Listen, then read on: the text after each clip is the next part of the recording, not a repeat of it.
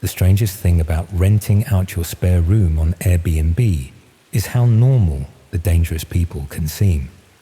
3 months ago, I thought I was just providing budget accommodation in my Nottingham terraced house to help pay the mortgage. Now I'm hiding in a travel lodge in Derby, knowing that tomorrow night thousands of people on the dark web will watch me become the unwilling star of something I helped create without realizing it. I've been hosting guests for about 18 months. My house is nothing special. 2 bedrooms, small garden, decent location near the city centre. After my partner moved out last year, I needed the extra income to cover the mortgage payments. Airbnb seemed like an obvious solution. Most guests were exactly what you'd expect: tourists, business travelers, people visiting family. The occasional odd one, but nothing concerning. The booking that changed everything came through in early November. A guest named David Chen wanted to stay for 3 weeks, paying in advance. His profile showed several good reviews from previous hosts in other cities. He claimed to be a freelance photographer working on a documentary project about urban architecture in the Midlands.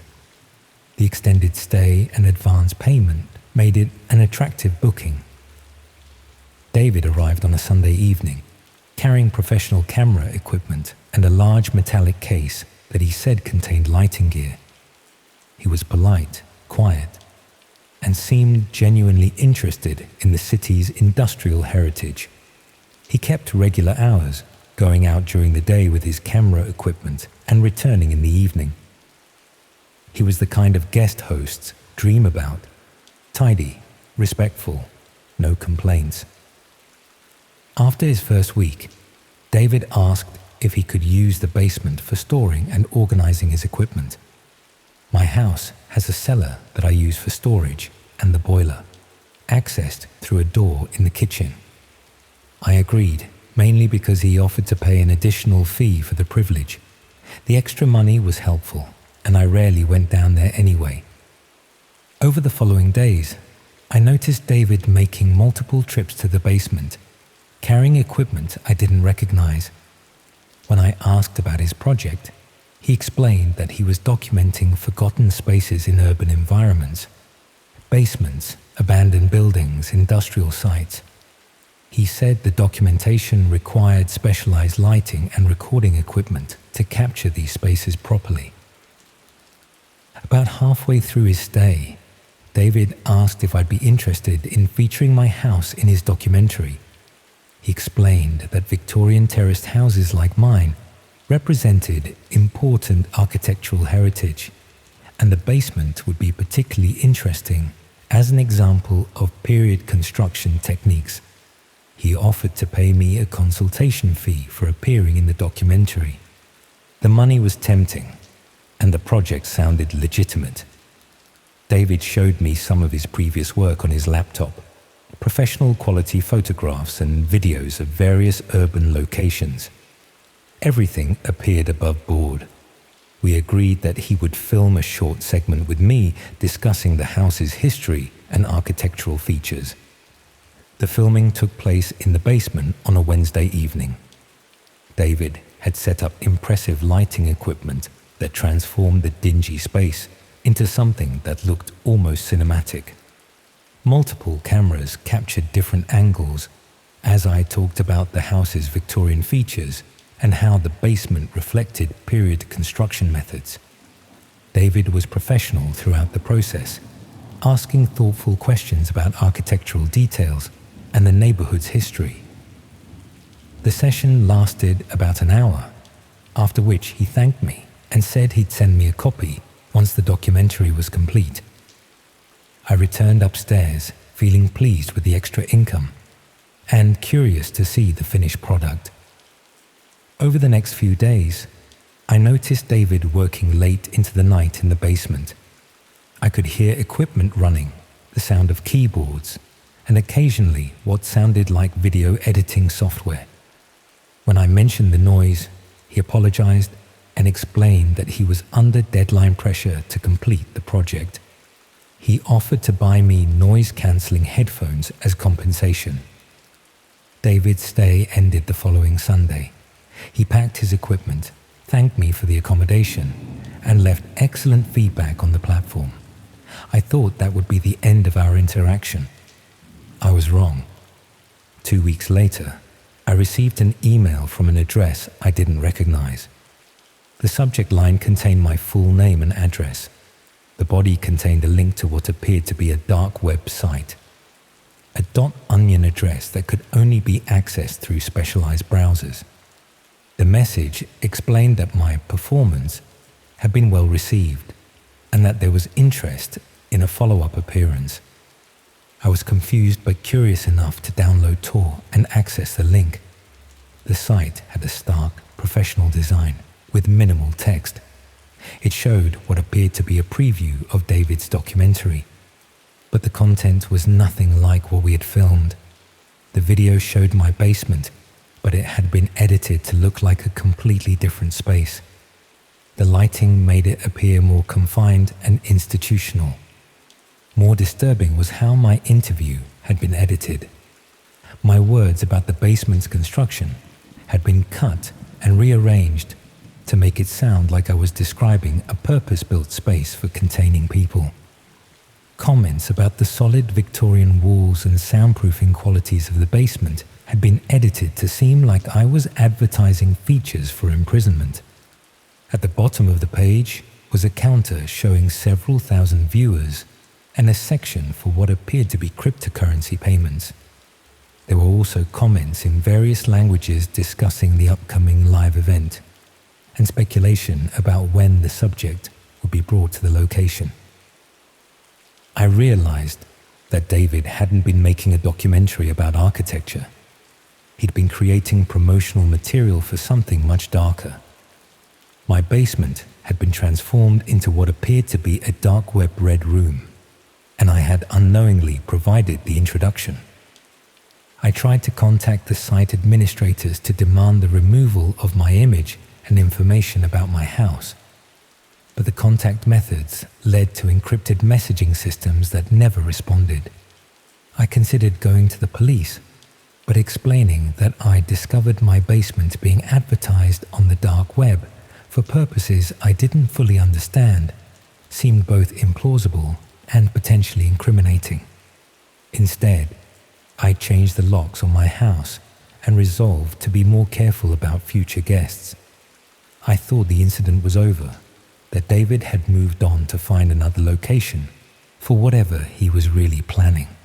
3 weeks later, I received another Airbnb booking request, this time from someone calling themselves Sarah Williams, who wanted to stay for a weekend. Her profile was sparse but contained positive reviews. She said she was visiting Nottingham for medical appointments. Something about the booking felt off. The messaging was too formal. The timing seemed random, but I needed the income.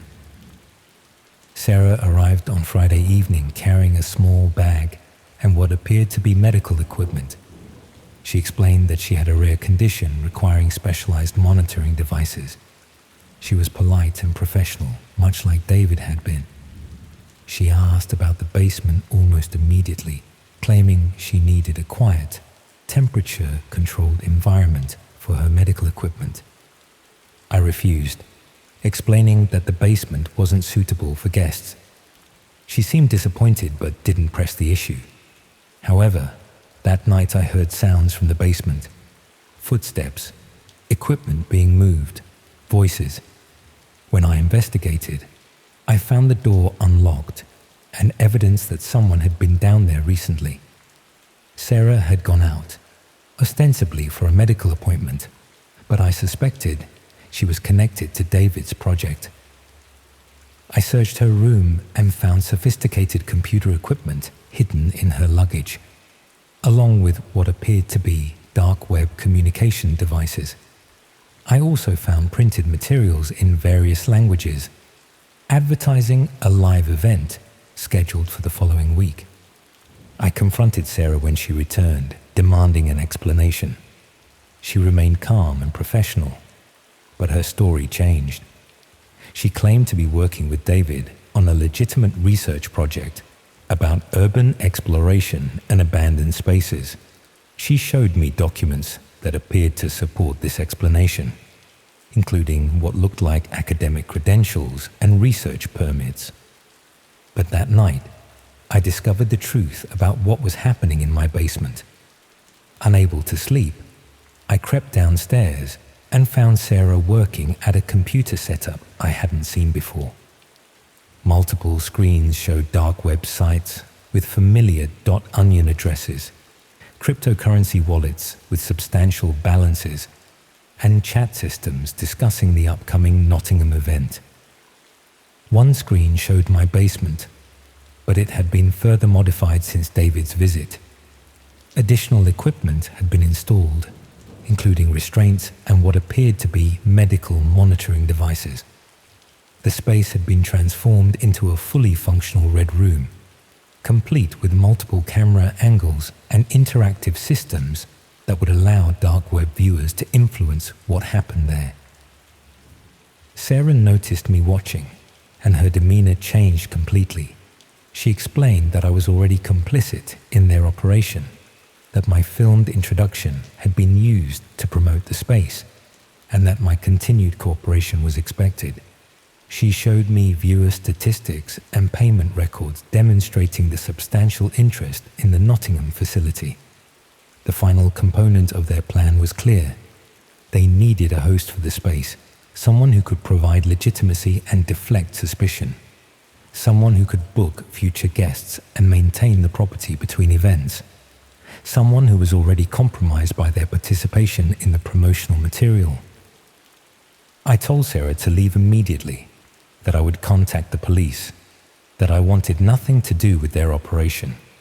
She remained calm, explaining that the evidence of my participation was already online, that my face and voice were associated with the space, that authorities would find it difficult to believe I wasn't aware of what was happening in my own basement. She left the next morning, but not before explaining that the Nottingham event would proceed as scheduled, that interested parties had already paid substantial sums to access the broadcast, that the space was prepared and the audience was waiting. Over the following week, I received constant messages through various platforms, encrypted emails, anonymous texts, dark web communications. All carried the same theme.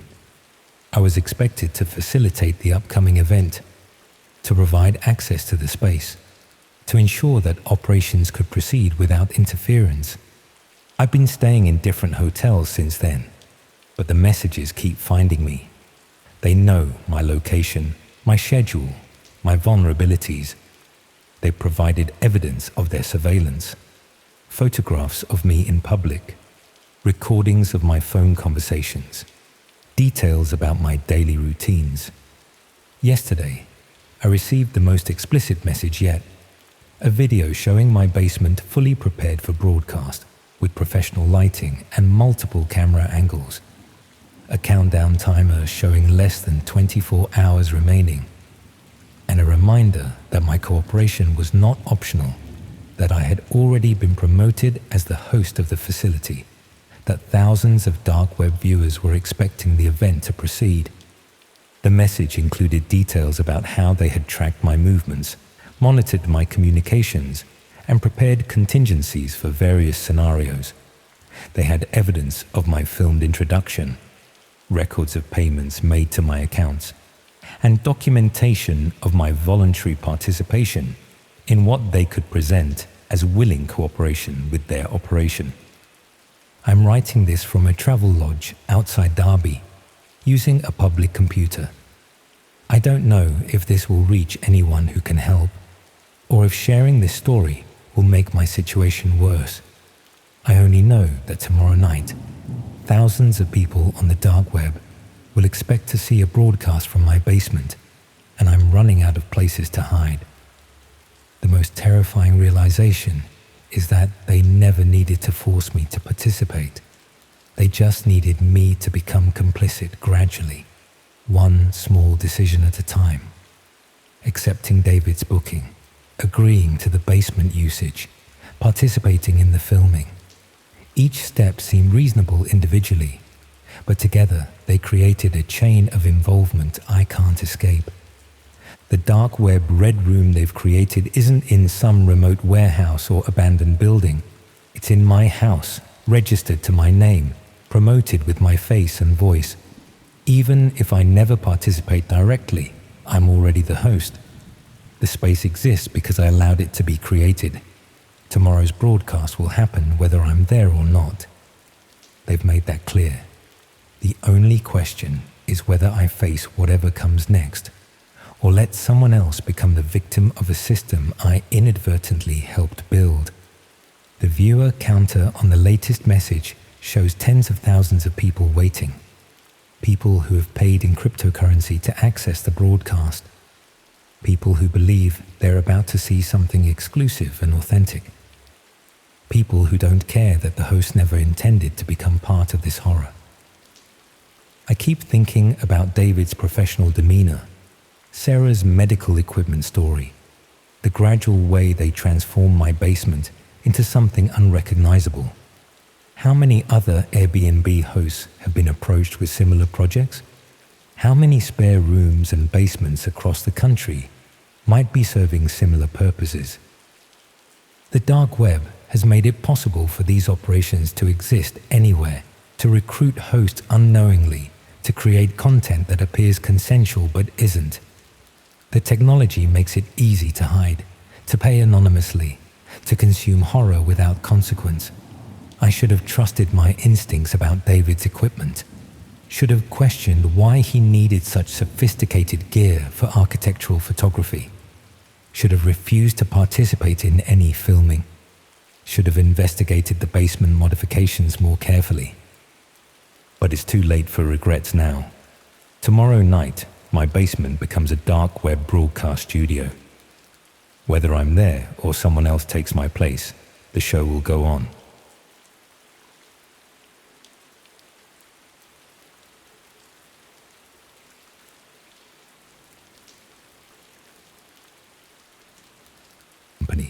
Translated well to remote work. Just me, my laptop, and endless spreadsheets tracking claim patterns and cost projections. The company sent us home with monitors, docking stations, and even ergonomic chairs. They wanted to make sure our productivity wouldn't suffer during the isolation. My apartment wasn't ideal for a home office. One bedroom, thin walls, and neighbors who seemed determined to renovate during business hours. I converted half my living room into a workspace, setting up near the window for natural light. The arrangement worked well enough for the first few months. My internet connection was reliable, my work routine established, my performance reviews positive. In April, I started having connection issues. Video calls would freeze, downloads would stall. Websites that had loaded instantly now took ages to appear. At first, I blamed my service provider. They were notorious for throttling speeds during peak hours. But after several technician visits and modem replacements, the problems persisted. Strangely, the issues seemed most pronounced between midnight and 4 a.m., when I wasn't even using the internet. I started monitoring my network traffic using software recommended by our IT department. The data showed massive bandwidth consumption during those early morning hours, despite all my devices supposedly being in sleep mode. Something was using my connection and using it heavily. My first thought was a neighbor had somehow accessed my network. I changed my Wi-Fi password, enabled additional security features, and installed a VPN. The mysterious usage continued. Next, I suspected malware. Perhaps my laptop had been compromised and was part of some botnet. I ran every scanning tool available, finding nothing unusual. The IT team remotely inspected my work laptop and pronounced it clean. The mystery bothered me enough that I began staying up late, watching the network monitor in real time, trying to identify which device was responsible. My sleep suffered. Dark circles formed under my eyes. My work performance began to decline. Colleagues commented on my appearance during video calls. I started keeping the camera off. One night in May, around 1 a.m., I caught it happening. The network monitor showed active data transfer, nearly maxing out my bandwidth. The source was a device listed only as media server, something I didn't recognize and certainly hadn't set up. I immediately logged into my router's admin panel to block the device, but when I refreshed the connected devices list, media server had disappeared.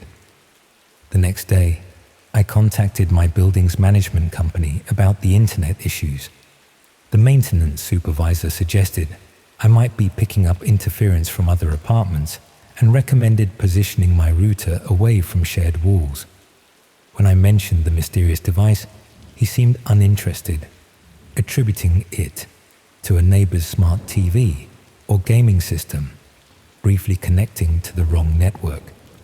That explanation didn't satisfy me. I ordered a new router with advanced security features, setting it up to log all connection attempts and data usage by device. That night, I stayed up again, watching the logs in real time.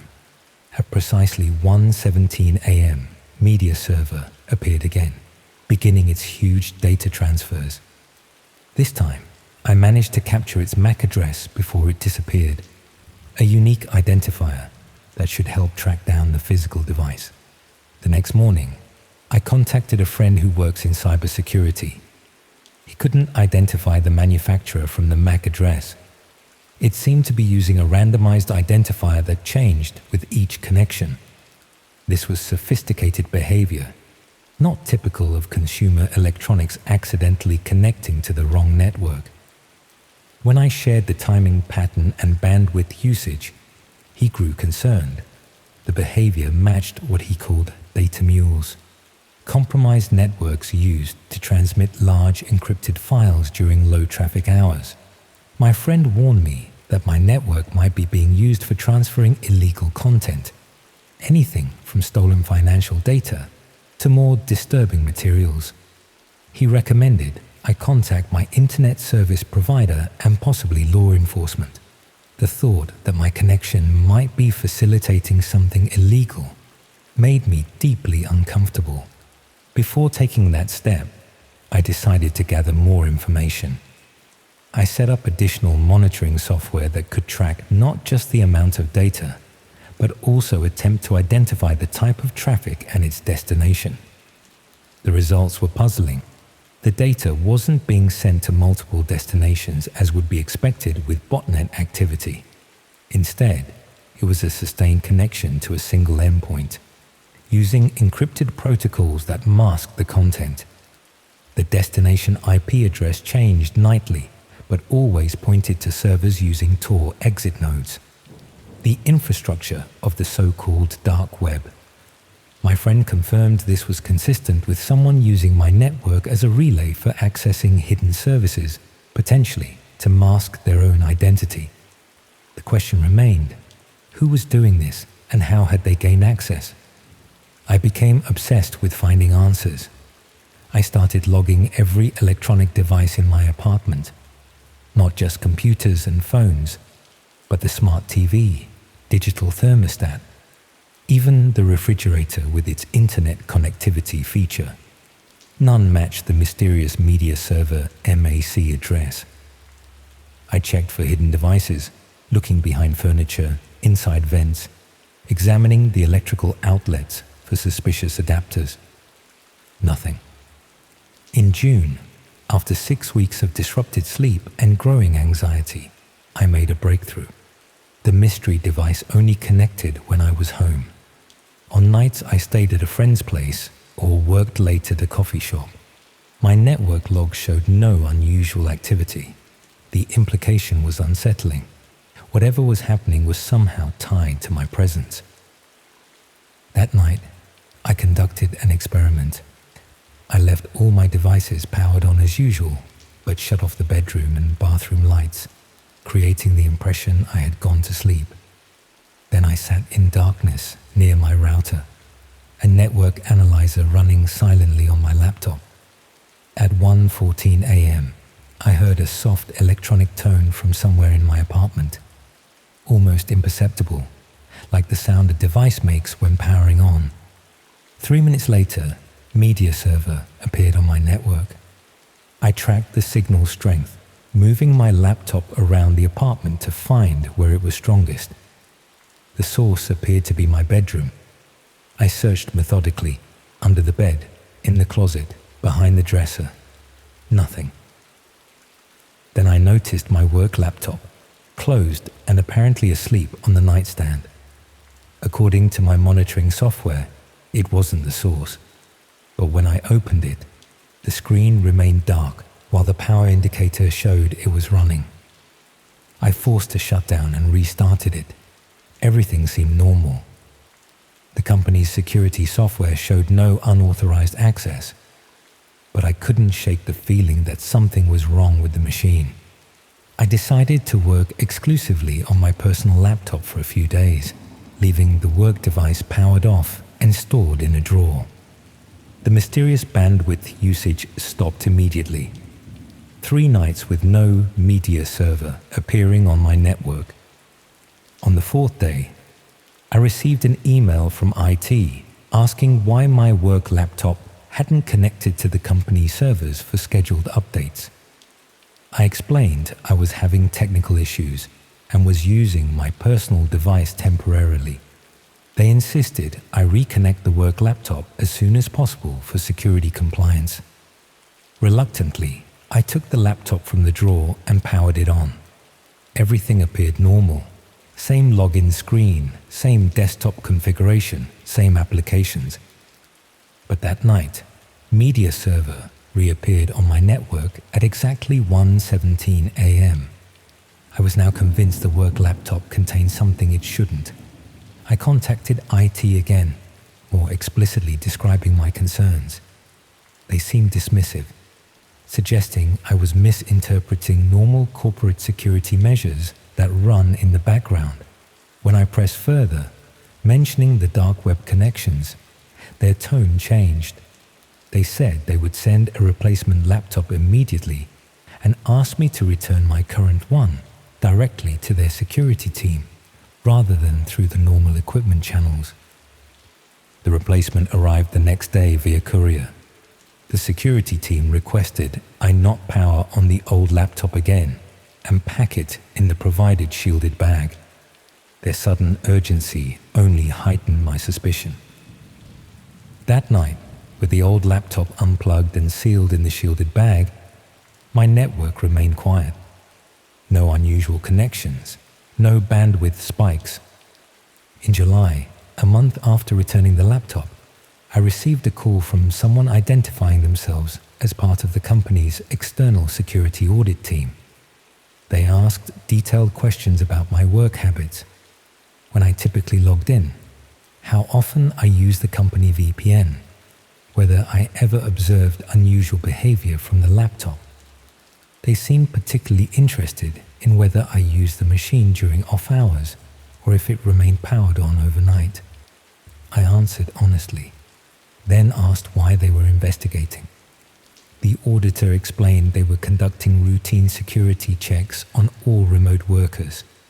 The explanation seemed reasonable, but something in their tone felt rehearsed. A week later, I was called into a virtual meeting with HR and my department head. They explained that due to restructuring, my position was being eliminated.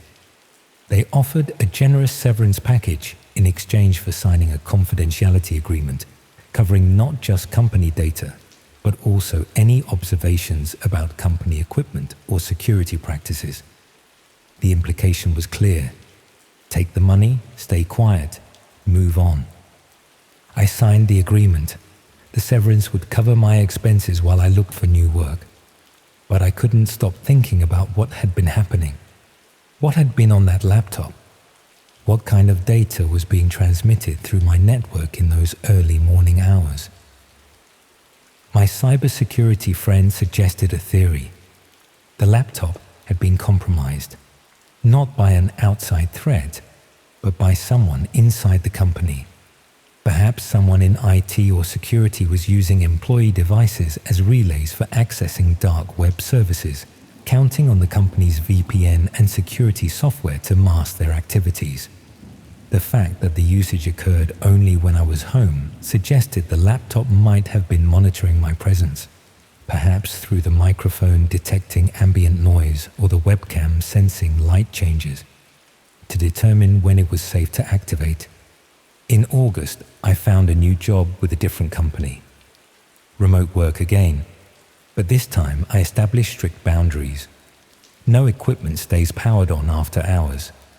Nothing connects to my home network without thorough vetting. I invested in a network firewall that logs and blocks suspicious activities. I should have felt secure again. I didn't.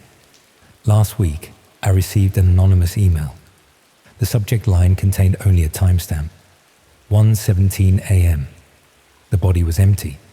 I deleted it immediately and ran security scans on all my devices. Nothing unusual was detected. 3 days ago, while reviewing my new home security system footage, I noticed something strange. At exactly 1:17 a.m., the camera in my home office briefly lost connection, just for a few seconds, but long enough to create a gap in the recording. The system logs showed no errors, no power fluctuations, no explanation for the interruption. Yesterday, I received a package. No return address, no shipping label, no indication of how it had arrived at my door. Inside was a laptop, not a brand I recognized, with no manufacturer markings of any kind. Just a plain black case with a power button that emitted a soft blue glow. I haven't opened it, haven't connected it to power. It sits in my closet now, inside 3 layers of signal blocking material. I haven't told anyone about the package, haven't reported it to the police. Something tells me it wouldn't make a difference. Something tells me this isn't about me specifically. I'm just a node in a network, a convenient relay point for information traveling between unseen parties. Sometimes at night, I wake suddenly at 1:16 a.m., 1 minute before whatever this is activates. I lie in bed, listening to the silence of my apartment, waiting for that soft electronic tone I heard months ago. Sometimes I think I hear it, just at the edge of perception. Sometimes I convince myself it's just imagination. But the other night, I checked my network logs out of habit. At exactly 1:17 a.m. for precisely 3 minutes, an unknown device had connected to my network. The identifier was different this time. Not media server, but observer client. The data transfer was minimal, just a few kilobytes. Just enough to send a message. I'm still here. I'm still watching. I'm writing this now as a warning, though I'm not entirely sure what I'm warning against. Corporate espionage, government surveillance, organized criminal networks. The boundary between these possibilities seems increasingly blurred. All I know with certainty is that our digital lives are not as private as we imagine, our networks not as secure as we're led to believe. Something moves through the infrastructure we've built, using our connections, our devices, our homes as waypoints in a journey we can't see or understand. And sometimes, late at night, when the world is quiet, it pauses briefly at your address before continuing on its way.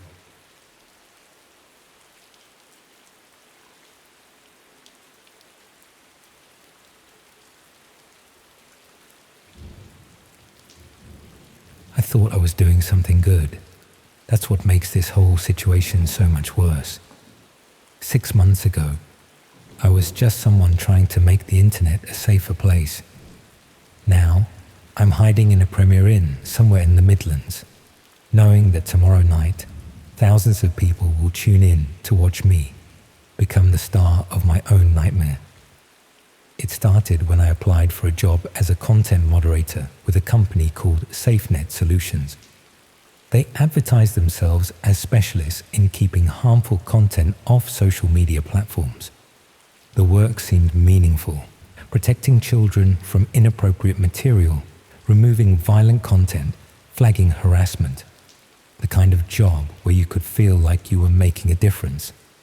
I'd been unemployed for nearly 8 months after my last position was made redundant. Living in a shared house in Birmingham with people half my age, watching my savings dwindle while sending off countless applications. When SafeNet offered me the position working from home with decent pay, I jumped at it without asking too many questions. The training was straightforward. They gave me access to their proprietary software that would queue up flagged content for review, videos, images, live streams, all reported by automated systems or other users as potentially violating community guidelines. My job was to watch each piece of content and make a decision. Remove it, leave it up, or escalate it to a senior moderator. Most of it was exactly what you'd expect. Spam, harassment, people posting copyrighted material, the occasional violent video or inappropriate image involving children, which would get immediately escalated and removed. The work was emotionally draining. You see humanity at its worst when you're cleaning up after it. But it felt necessary. I worked remotely, reviewing content for 8 hours a day from my bedroom. The company provided the computer and software, along with strict guidelines about confidentiality. We weren't allowed to discuss our work with anyone outside the company, ostensibly to protect user privacy and prevent people from gaming the moderation system. About 2 months into the job, I started noticing patterns in some of the content that came through my queue. Videos that looked like they were filmed in similar locations, industrial settings with concrete walls and minimal furnishing. The content itself wasn't explicitly violating guidelines, but something about it felt off. Empty rooms with strange equipment, brief clips of preparations for something unclear. When I flagged these for escalation, asking for guidance on whether they violated guidelines, my supervisor would respond that they'd been reviewed and deemed acceptable. I was told to stop wasting time on borderline cases and focus on clear violations. The message was clear: approve these and move on. I tried to push back, suggesting that these videos might be connected to something harmful, but I was reminded that I was new and still in my probationary period. SafeNet had strict policies about overreach. Moderators who flagged too much borderline content would be let go for inefficiency. I needed the job, so I started approving the strange videos without comment. Then I began noticing something else. Some of the videos had embedded metadata that my software could read, but that wouldn't be visible to normal users. Location data, timestamps, user identifiers. I shouldn't have been able to see this information. It suggested my moderation software had deeper access to these platforms than a normal content reviewer would need. One evening, while reviewing a particularly odd video of an empty room with metal restraints visible in the background, I noticed that the metadata showed it was being live-streamed to thousands of viewers simultaneously. This wasn't a recorded video that someone had uploaded. It was happening live. And yet, it was coming through my queue as if it was standard user-generated content awaiting moderation. That's when I realized I wasn't moderating content that had already been posted. I was pre-approving content that was about to be streamed live. My approval was what allowed these broadcasts to go public. I started paying closer attention to the content coming through my queue. Mixed in with normal reported posts were these live feeds from empty rooms, industrial settings, medical equipment, restraints, each one tagged with metadata showing thousands of waiting viewers, and each one requiring my approval before it could broadcast. I was essentially the gatekeeper for what I was beginning to suspect were preparation streams for red rooms. I tried to refuse approval for one of these feeds, marking it as violating guidelines for depicting implements that could be used for harm. Within an hour, I received a call from my supervisor.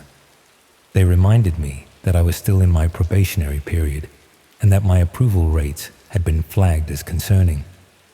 Too many rejections could result in immediate termination. But they also said something that chilled me. They mentioned that they had my address, my banking details, my emergency contacts, standard information for any employer, of course. But the way they referenced it felt like a veiled threat, like they wanted me to know how easy it would be to find me if I became a problem. I kept approving the feeds. What choice did I have? I needed the work, and I convinced myself that maybe I was wrong about what I was seeing. Maybe these were just art projects or horror film sets. Maybe the viewer counts were inflated. Maybe I was letting the stress of the job make me paranoid. 3 weeks ago, everything changed. A new type of content started coming through my queue. Not just empty rooms anymore, but rooms with people in them. People who looked unconscious or restrained. People who weren't acting. People who looked genuinely terrified when they were conscious. The metadata on these streams showed viewer counts in the tens of thousands. Chat functions that were active with comments I couldn't read, but that seemed to be taking requests or making suggestions. Payment information showing cryptocurrency transactions happening in real time. I couldn't approve them. I just couldn't. I started marking them all as violations, knowing it would flag my performance, but unable to live with myself if I didn't. For 3 days, I rejected every single one of these streams that came through my queue. On the 4th day, I received another package at my house. I hadn't ordered anything, and there was no delivery note. Inside was a tablet computer that automatically connected to a network when I turned it on. The screen showed a live feed of my own bedroom, taken from the camera on the work computer SafeNet had provided. I was looking at myself looking at the tablet. A message appeared on the tablet screen. You've been very thorough in your moderating work. Time for a performance review. Below it was a link to another stream, one showing an empty room with a metal table in the center. In the corner of the screen was a viewer counter, already showing thousands of people waiting, and a countdown timer set for 2 weeks from that day. I packed immediately and left Birmingham that night. I've been moving around England since then, staying in different hotels, buying train tickets with cash, avoiding CCTV when possible. But they keep finding me. Notes left in hotel rooms, messages sent to new phone numbers I've bought, photos of me taken in public places that get sent to whatever device I'm using. The most disturbing realization is that SafeNet Solutions isn't what I thought it was. It's not a company fighting against harmful content. It's a company facilitating it. They use legitimate content moderation as cover for something much darker. The majority of moderators probably are genuine, reviewing normal social media posts. But some of us, selected for particular reasons, were unknowingly gatekeeping for red room broadcasts. I think about how many streams I approved over those 4 months. How many people were harmed because I clicked approve on their preparatory footage. How many victims suffered because I was too concerned about keeping my job to ask harder questions about what I was really moderating. Last week, I tried going to the police in 3 different cities. The evidence I have is circumstantial. Screenshots, metadata, the tablet they sent me. But when I tried to describe the situation, it sounds like the paranoid delusions of someone who spent too much time looking at disturbing content. They take reports, but I can tell they think I'm either lying or having a mental health crisis. The countdown on the tablet now shows less than 2 days remaining. The viewer count has grown to tens of thousands. I've started receiving more specific messages about when and where I need to be, an address in Liverpool, a time, consequences for my family if I don't comply. And they've proven they know exactly where my sister lives, where my elderly parents shop, which route my niece takes to school. I've come to understand that the entire system is designed to implicate people who work for them. Every piece of content I approved created a digital trail connecting me to these broadcasts. Every rejection I made after discovering the truth could be used as evidence that I knew what was happening, but participated anyway. I'm not just a target now. I'm a liability who knows too much about their operation. The most terrifying part is realizing how vast this network must be. How many other content moderation companies might be fronts for similar operations. How many people think they're doing honest work cleaning up the internet when they're actually facilitating its darkest corners? I keep wondering if any of my colleagues at SafeNet knew what we were really doing. Were some of them complicit from the beginning? Were others like me, gradually drawn into something they didn't understand until it was too late? Or am I the only one who stumbled across this particular stream of content? The tablet just chimed with a new notification. The message is simple. Final preparations complete. Transport details being sent to your current location. I'm in a service station cafe somewhere between Leicester and Nottingham, trying to disappear into the crowd, but somehow they still know exactly where I am. I'm going to post this and then ditch the tablet somewhere. Maybe throw it in a bin, maybe leave it on the train. I don't know if it will make any difference. I don't know if anyone will believe this account, or if they'll dismiss it as the ramblings of someone who's lost touch with reality.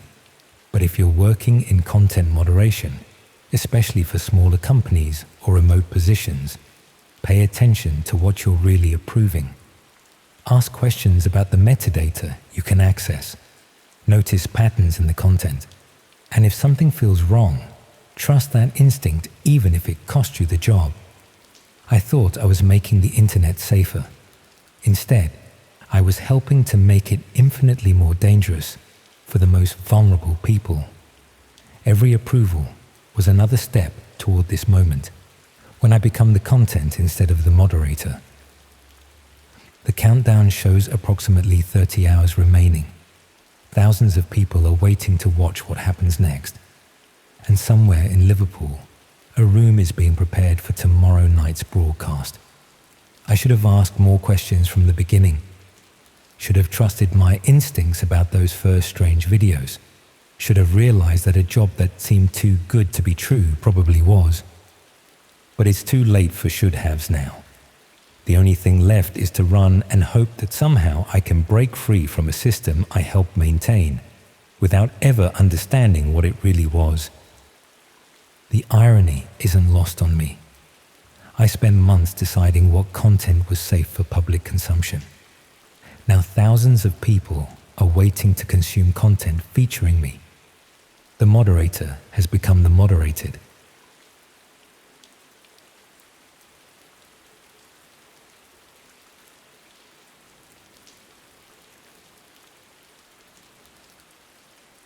I never thought I'd be the type of person to get mixed up in something like this. Most people wouldn't. That's the thing about curiosity. It starts innocently enough. A random link shared in a forum. A passing comment about the dark web that piques your interest. For me, it began with an article I read about internet privacy and security. The author mentioned Tor browsers and onion routing almost as an afterthought. I didn't even know what those things were at the time. I'm a network engineer by trade. My days revolve around making sure corporate systems stay operational, patching vulnerabilities, monitoring traffic patterns. Nothing extraordinary. Just another tech guy with a modest apartment, a decent salary, and too much free time on his hands. Maybe that's why I installed the Tor browser that night. Professional development, I told myself. Good to understand how these things work. The first few days exploring the dark web were disappointingly mundane. forums discussing privacy rights, marketplaces selling things I had no interest in, dead links, slow loading times. It was like visiting the internet of the early 2000s, minus the charm. I was about to uninstall the whole thing when I stumbled across a thread discussing something called red rooms. The concept seemed absurd at first.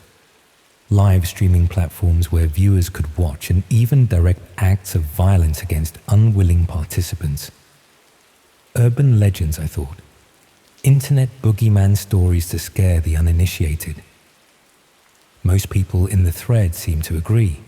They were myths, impossible to operate given bandwidth limitations and the technical difficulties of secure streaming.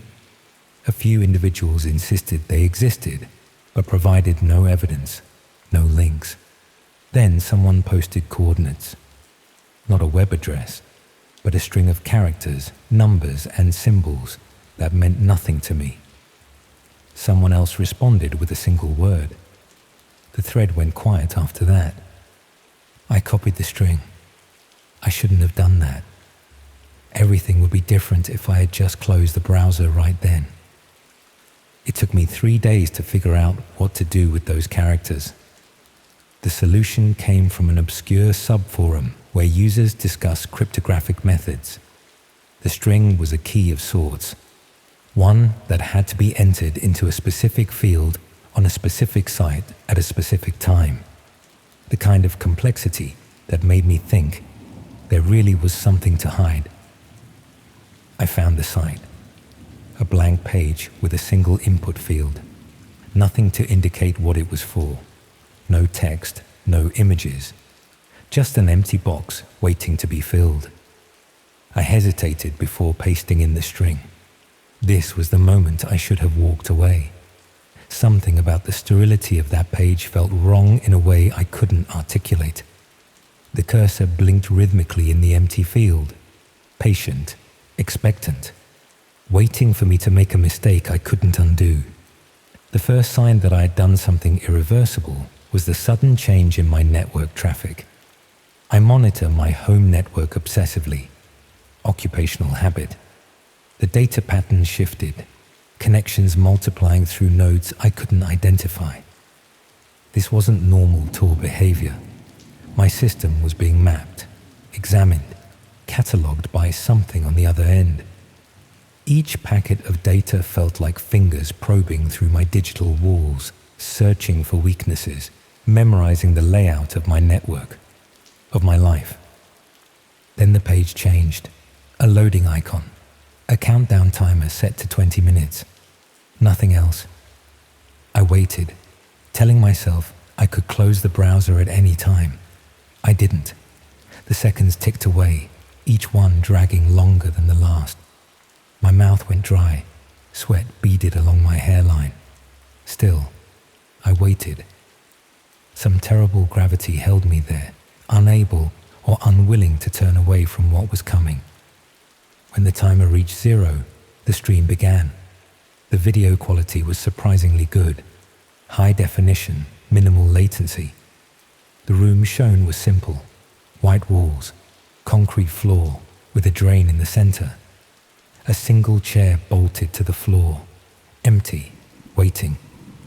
The emptiness of that room hummed with potential violence. The drain in the floor promised the necessity of easy cleaning. The bolted chair spoke of resistance that needed to be overcome. A chat window appeared beside the video feed. Users with alphanumeric names filled the space with scrolling text. I didn't participate, just watched the conversations scroll by. They discussed preferences, made requests. Some offered payment in cryptocurrency. Others seemed to have credit of some kind already established. The casual nature of their communications made my skin crawl. The banality of their anticipation, the everyday commerce of atrocity. I should have left then, but a terrible curiosity kept me watching. In my defense, part of me still believed this was elaborate theater. Dark web performance art designed to shock and disturb. It couldn't be real. The alternative was too monstrous to contemplate. A door opened somewhere off camera. A figure entered the frame, face obscured by a featureless white mask. They wore simple clothes, black pants, grey shirt, latex gloves, nothing remarkable or identifiable. They looked directly at the camera and held up a piece of paper with a string of characters, a verification code of some kind. Proof that this was happening now, not pre-recorded. The blank mask stared into the camera, into my eyes, as if the person behind it could see me watching, could identify me through the screen. The chat erupted with activity. The masked figure put the paper down and left the frame briefly, returning with someone else. A person with a hood over their head, hands bound behind their back. They were guided to the chair, secured with restraints at the ankles, wrists, and across the torso. The hood remained. The chat began specifying activities. I won't detail what was requested. I won't detail what happened next. I closed the stream after 3 minutes and 17 seconds. Not nearly fast enough. I uninstalled Tor, ran security sweeps on my system, and tried to convince myself I had witnessed an elaborate hoax. But the sound stayed with me, the movements, the knowledge that somewhere, in some hidden corner of the world, that room existed, that chair, that drain. 3 days later, I noticed something unusual about my home network. New devices connecting briefly, then disappearing. Strange traffic patterns in the early morning hours, when I should have been the only one active. Someone had compromised my security. Someone had access. The intrusion felt intimate, violating in ways I couldn't fully process. My private space, my data, my life, all exposed to unknown observers. I changed all my passwords, reconfigured my router, installed new firewalls. The intrusions continued, more sophisticated now, avoiding the measures I put in place. Whoever it was had considerable skill, or resources, or both.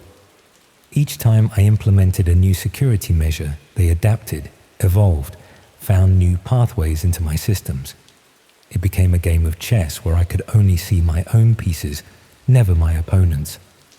A week after viewing the stream, I received an email from an address consisting of random characters. The subject line was the same verification code I had seen on the piece of paper in the video.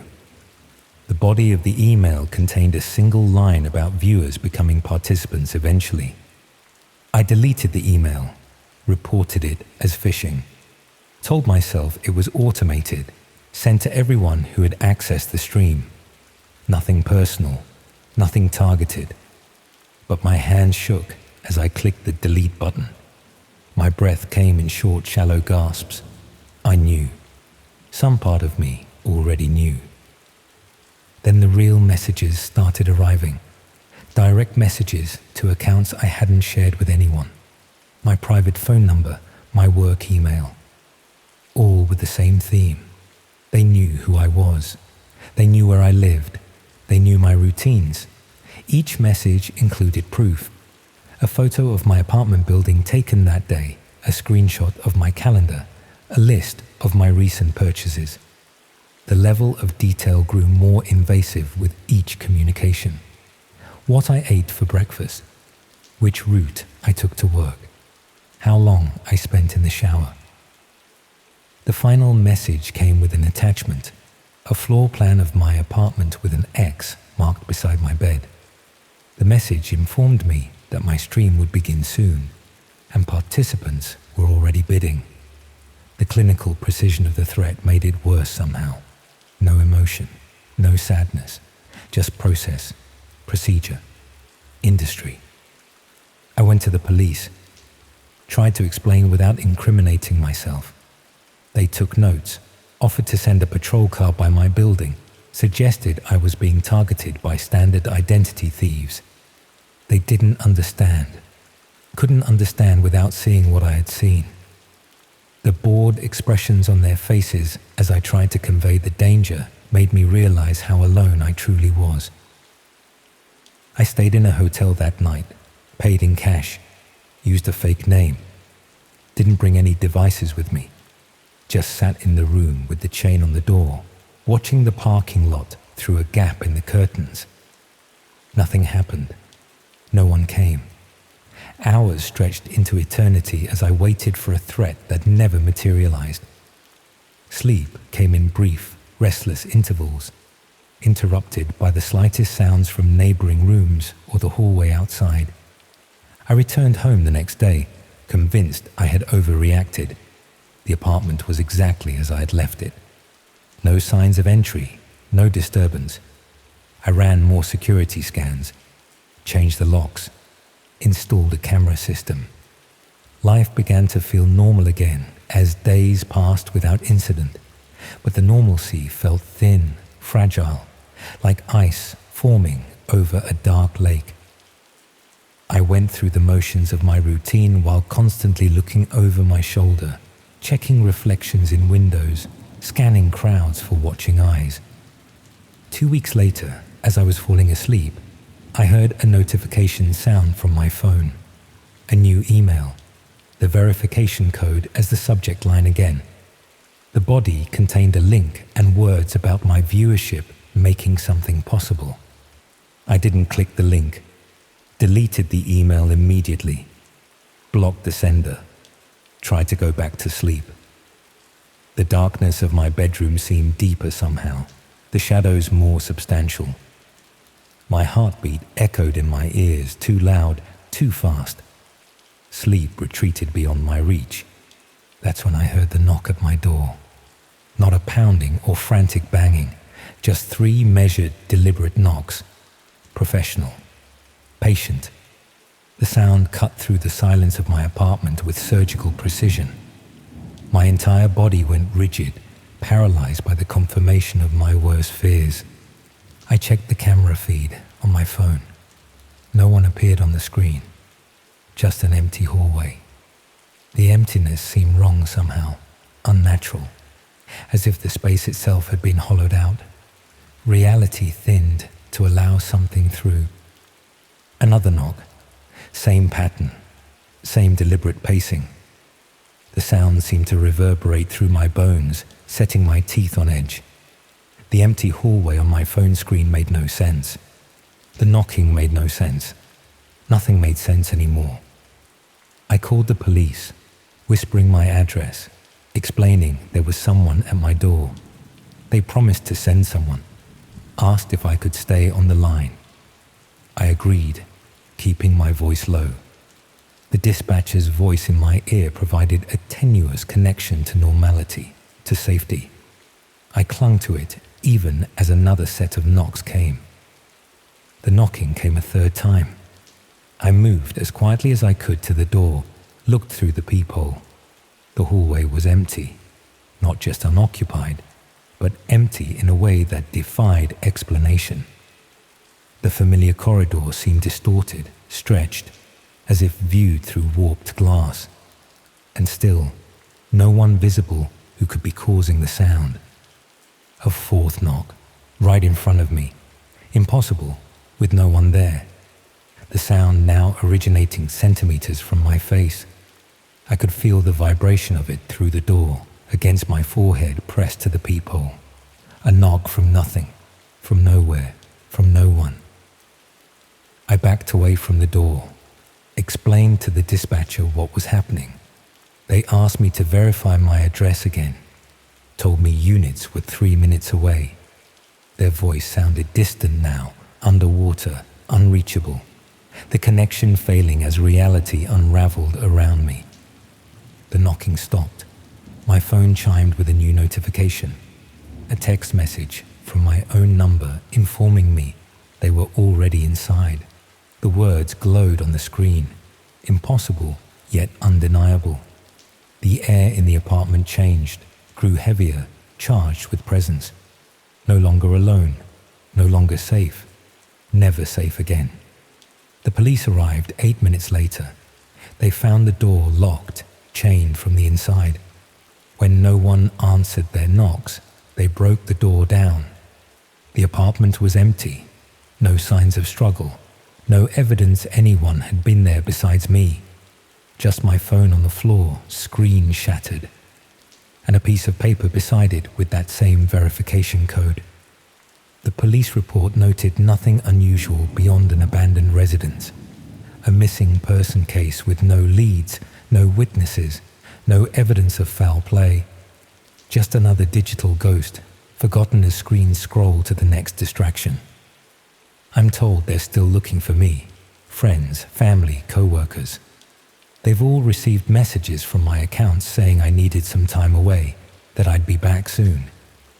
The messages include details only I would know, use phrases and expressions specific to me. Perfect digital forgeries maintaining the illusion that I still exist in the world I once knew. They aren't from me. I don't know where I am. The room has white walls, concrete floor with a drain in the center, a single chair that I'm secured to. There's a camera mounted in the corner, its red light constantly on, watching, streaming. The light never blinks, never wavers. A mechanical eye broadcasting my existence to unseen watchers. Sometimes I hear notifications through the walls. Sounds like bids being placed. Sounds like viewers making requests. The same commerce I once witnessed now cycles back to me. The drain in the floor waits patiently. The restraints hold firm. The door remains closed but will open soon. I know what's coming. I've seen this stream before. The other side of the screen now. The other side of the mask. Participant, no longer viewer. If you're reading this, it's because someone wants my story shared. A warning, perhaps. Or an advertisement. The truth doesn't matter anymore. Only the stream matters. Only the viewers matter. Be careful what you look for online. Be careful what you allow yourself to witness. The line between viewer and participant is thinner than you think. A membrane easily punctured. A boundary easily crossed. And if you hear that measured knock at your door someday, don't answer.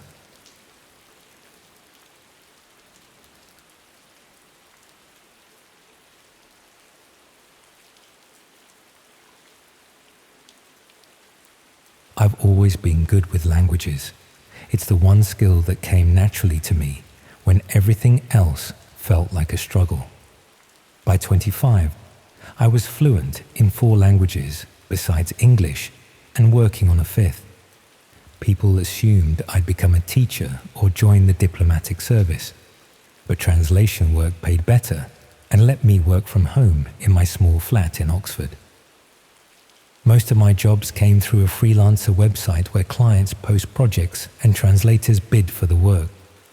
It's competitive, but I'd built a solid reputation for accuracy and discretion, particularly with technical or specialized content. The majority of my work involved translating business documents, academic papers, or technical manuals. Nothing exciting, but it paid the bills. 3 months ago, I received a private message through the platform from someone who didn't have a public profile. They claimed to represent a research group studying dark web communication systems and needed a translator for content in languages I specialized in: Mandarin, Russian, Arabic, and Spanish. The message explained that the content might be disturbing as it related to criminal networks operating on the dark web, but assured me the research was for academic purposes and would help law enforcement agencies monitor these hidden corners of the internet.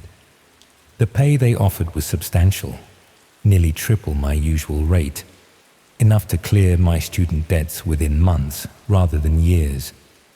They explained that higher compensation was due to the disturbing nature of the material and the strict confidentiality requirements. I'd need to sign an extensive non-disclosure agreement and work through their secure platform rather than my usual channels. I should have been more skeptical, but the opportunity felt legitimate.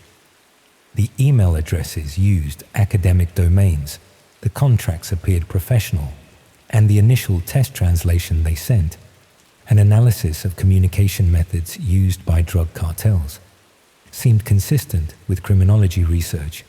Besides, I'd translated medical documents and legal depositions before that contained disturbing content. I was confident in my ability to remain detached and professional. After completing the test piece to their satisfaction, I received access to their secure platform. It required multiple layers of authentication and used encryption that seemed unnecessarily robust for academic research, but I rationalized that this level of security made sense for sensitive work involving dark web criminal networks. They even provided me with special software to access .onion sites, dark web addresses not accessible through standard browsers. The first few weeks involved translating text conversations, dark web forum posts, and what appeared to be marketplace listings from various languages into English. The content was disturbing. Discussions of drug trafficking, weapons sales, and human smuggling on hidden sites accessible only through Tor networks.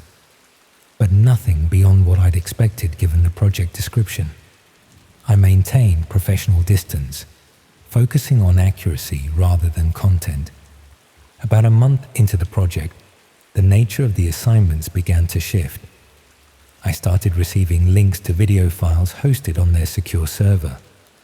The brief explained that these were recordings of conversations between members of criminal organizations, and they needed both verbal and behavioral translations, noting cultural contexts and non-verbal communication that might not be obvious to researchers unfamiliar with the languages and cultures involved.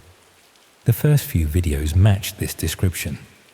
Grainy footage of people discussing what appeared to be illegal business transactions in various languages. I transcribed and translated their conversations, noted cultural nuances, and provided context where needed. Then the videos began to change. The quality improved. The settings became more controlled. Stark rooms with concrete walls, minimal furniture, professional lighting. The conversations became one-sided, with one person speaking directly to the camera, while others remained silent in the background. The speakers began addressing viewers directly, promising special experiences and authentic content. I told myself this was just deeper research into how these networks marketed themselves, but I was becoming increasingly uncomfortable with the material. When I asked my contact about the changing nature of the content, they explained that the research had progressed to studying how these networks advertised to potential customers. The explanation seemed reasonable enough for me to continue. One night, I received an urgent translation request with a substantial bonus for immediate completion. The file was a live stream recording in Russian, hosted on a dark website with a complex .onion address. When I opened it, I was confronted with something I had never expected to see. The video showed a room similar to those I'd been seeing recently, but this time there was a person restrained in a chair. A masked individual stood nearby, occasionally adjusting camera equipment.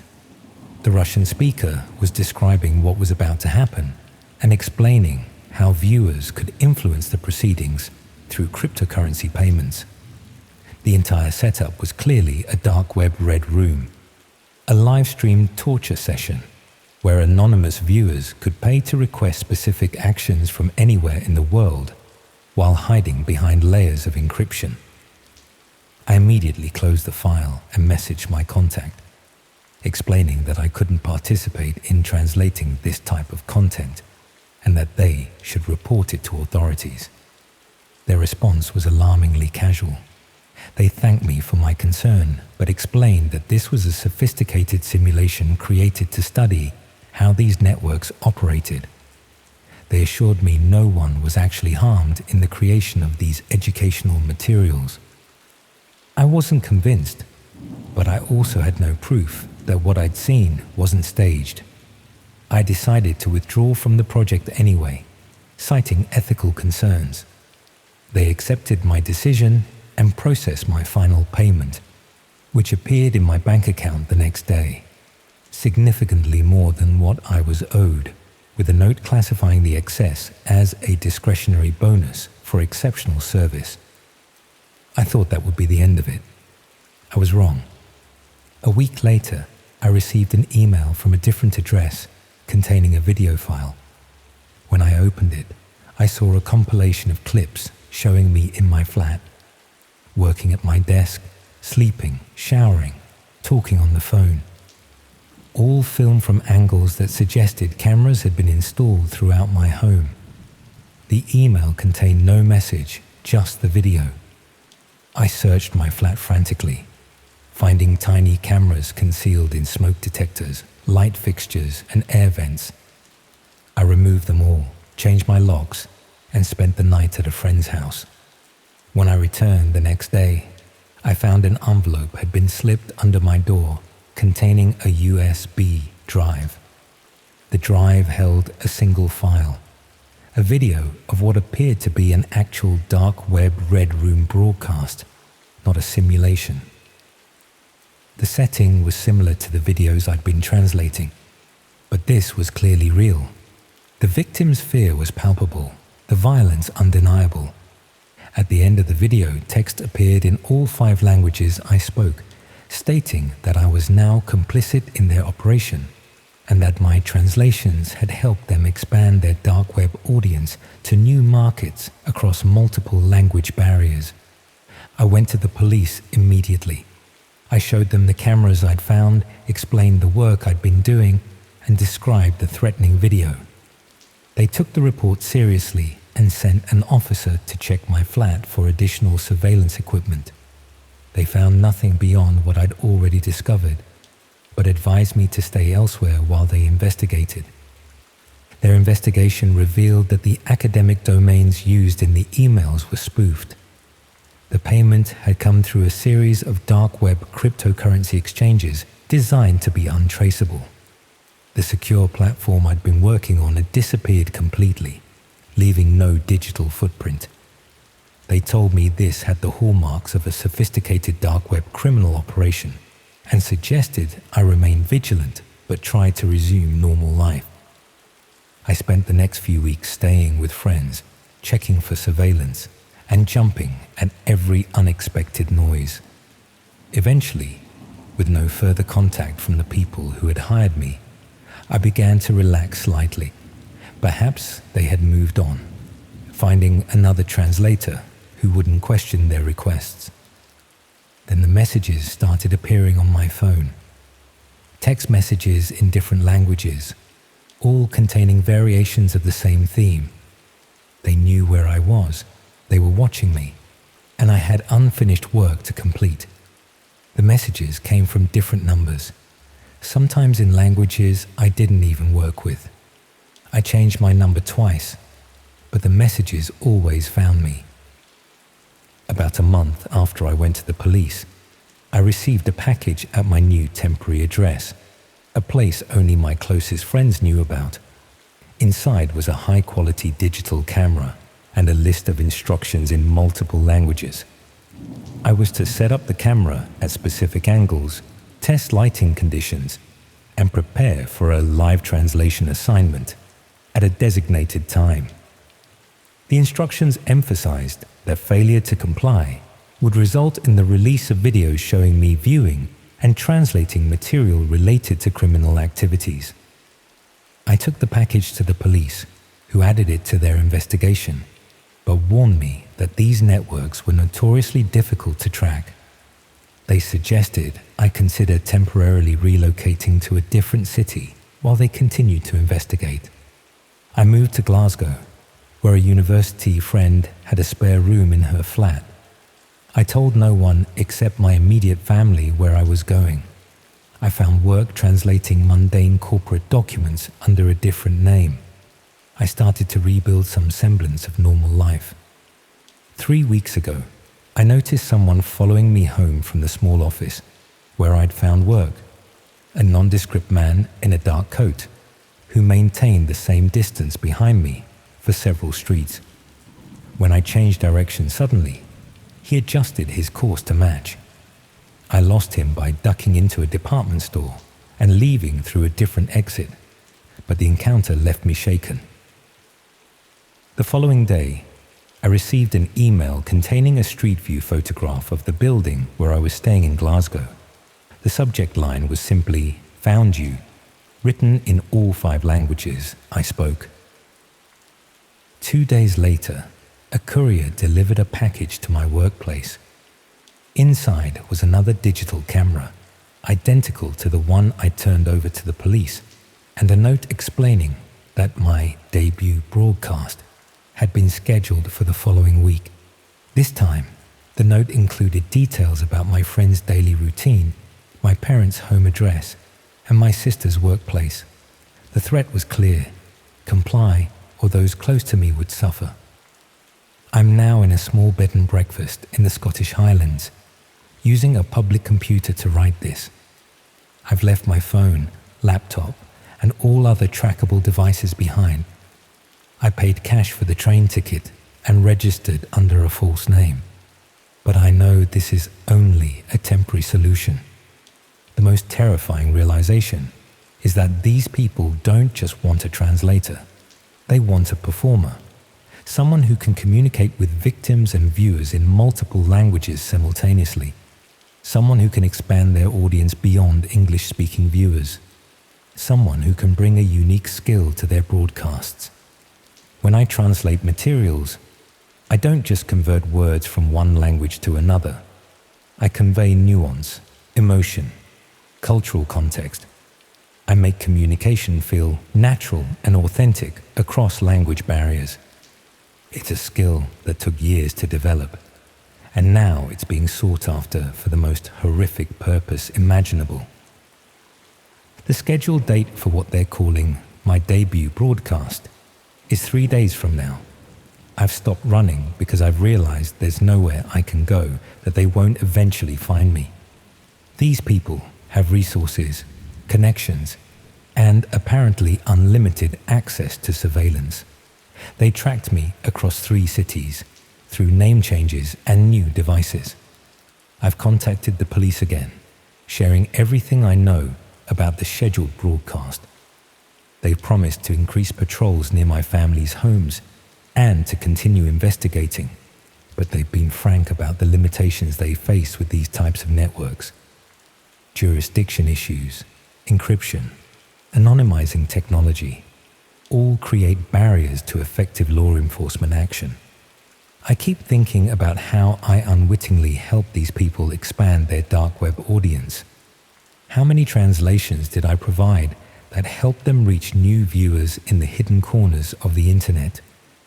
How many people paid in Bitcoin to access content because they could now understand what was being offered? I became part of their dark web operation without realizing it, and now they want to bring me fully into their world. Tonight, the owner of the bed and breakfast knocked on my door to let me know a package had arrived for me. A package addressed to the false name I'm using at a location I selected at random just yesterday. I haven't opened it. It's sitting on the dresser as I write this. I know what it contains. Another camera, another set of instructions, another reminder that they can find me anywhere. The broadcast is scheduled for Saturday night. I'm running out of options and places to hide. I keep hoping the police investigation will yield results before then, but I'm not optimistic. These networks have stayed ahead of law enforcement for years. They wouldn't have survived this long if they were easy to catch. The most disturbing thought is that if they force me to participate, thousands of people in multiple countries will be watching on the dark web. People who have paid in untraceable cryptocurrency for access. People hiding behind anonymous Tor browsers. People who consider this dark web entertainment. And I'll be expected to translate the horror into their native languages, making sure nothing is lost in translation. I never thought my gift for languages would make me valuable to people like this. I never imagined my skills would be sought after for something so horrific on the dark web. But in a perverse way, it makes sense.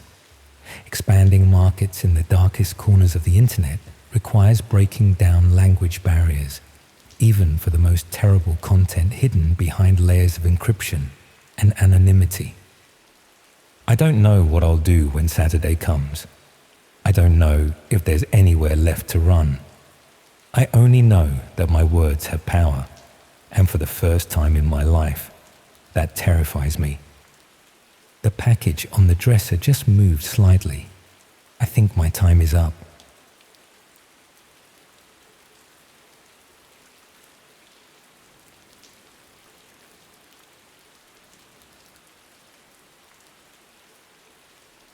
Everyone has a shadow self, the person we become when no one is watching, when the mask slips and our private thoughts emerge. I always considered mine relatively harmless.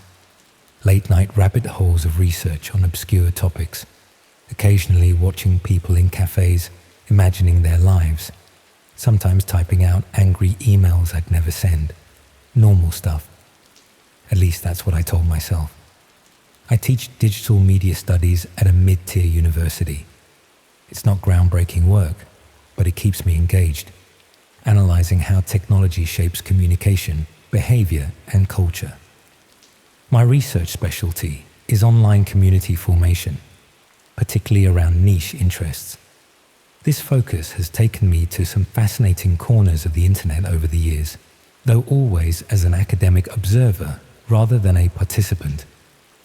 3 months ago, I began a new research project on anonymity and digital identity. The plan was straightforward. Examine how people behave differently in spaces where their real-world identity is disconnected from their online actions. I focused initially on anonymous forums, encrypted messaging platforms, and identity-obscuring applications. Standard academic research conducted within ethical guidelines, with IRB approval and proper protocols. What I didn't include in my research proposal was my growing curiosity about truly anonymous spaces, the layers of the internet inaccessible through standard browsers. I had read the academic literature on so-called dark web networks, understood their legitimate uses for privacy-conscious users, journalists, and dissidents, but I had never actually navigated those spaces myself. It represented a gap in my experiential knowledge, one that increasingly felt like a limitation in my research. So I installed a specialized browser, followed basic security protocols, and began exploring. The experience was initially underwhelming. The dark web resembled the early internet. Text-heavy pages with minimal design, slow loading times, frequent dead links. Most sites were marketplaces for illicit goods, financial services operating outside regulation, or forums discussing privacy technology and philosophy. Nothing particularly shocking or unexpected. About 2 weeks into my exploration, I discovered a subforum dedicated to discussing something called experience rooms. The conversation was deliberately vague, full of insider terminology and oblique references. Members debated the authenticity of various rooms, sharing technical criteria for evaluating legitimacy, but never explicitly stating what these rooms actually contained. The ambiguity intrigued me professionally. It was a perfect example of how communities develop coded language to both include insiders and exclude outsiders. One username appeared consistently in these discussions: Analyst Prime. Unlike most participants who either celebrated or debunked various rooms, Analyst Prime took a clinical, almost academic approach. They discussed psychological profiles of viewers and subjects, reference engagement metrics and response patterns, and occasionally mentioned a research framework they had developed. Their posts contained the kind of analytical language I might use in my own academic work, which perhaps explains why I found them credible when others seemed like sensationalists. After observing the forum for several days, I sent Analyst Prime a private message explaining my research interest in anonymous communities and asking for clarification about these experience rooms they discuss so analytically. I expected to be ignored or rebuffed. Instead, I received a prompt response asking about my academic background and research methodologies. We exchanged several messages discussing psychology, digital ethnography, and observation bias. Analyst Prime eventually explained that experience rooms were live streaming platforms where viewers could observe people in various situations without the subject's knowledge. Most were fraudulent, pre-recorded content or paid actors pretending to be unwitting participants, but some, they claimed, were genuine. Analyst Prime described themselves as a behavioral researcher studying the psychology of both the observers and the observed in these environments. They offered to show me an authentic room for academic purposes. I should have declined. I should have ended the conversation, deleted the browser, and continued my research through legitimate channels. Instead, I told myself this was a unique research opportunity, a chance to understand a digital phenomenon firsthand, rather than through second-hand accounts. Analyst Prime sent me an address and access credentials for what they called an observation session, scheduled for 2 a.m. the following night. They explained that this particular stream would be appropriate for a first-time academic observer. No illegal activities, no explicit content, just authentic human behavior under observation conditions. They recommended I prepare by reading several psychological papers on voyeurism and surveillance effects, which they linked to normal web academic repositories. The legitimacy of these references lowered my guard further. At 1:55 a.m., sitting in my darkened home office, I accessed the address using the credentials provided.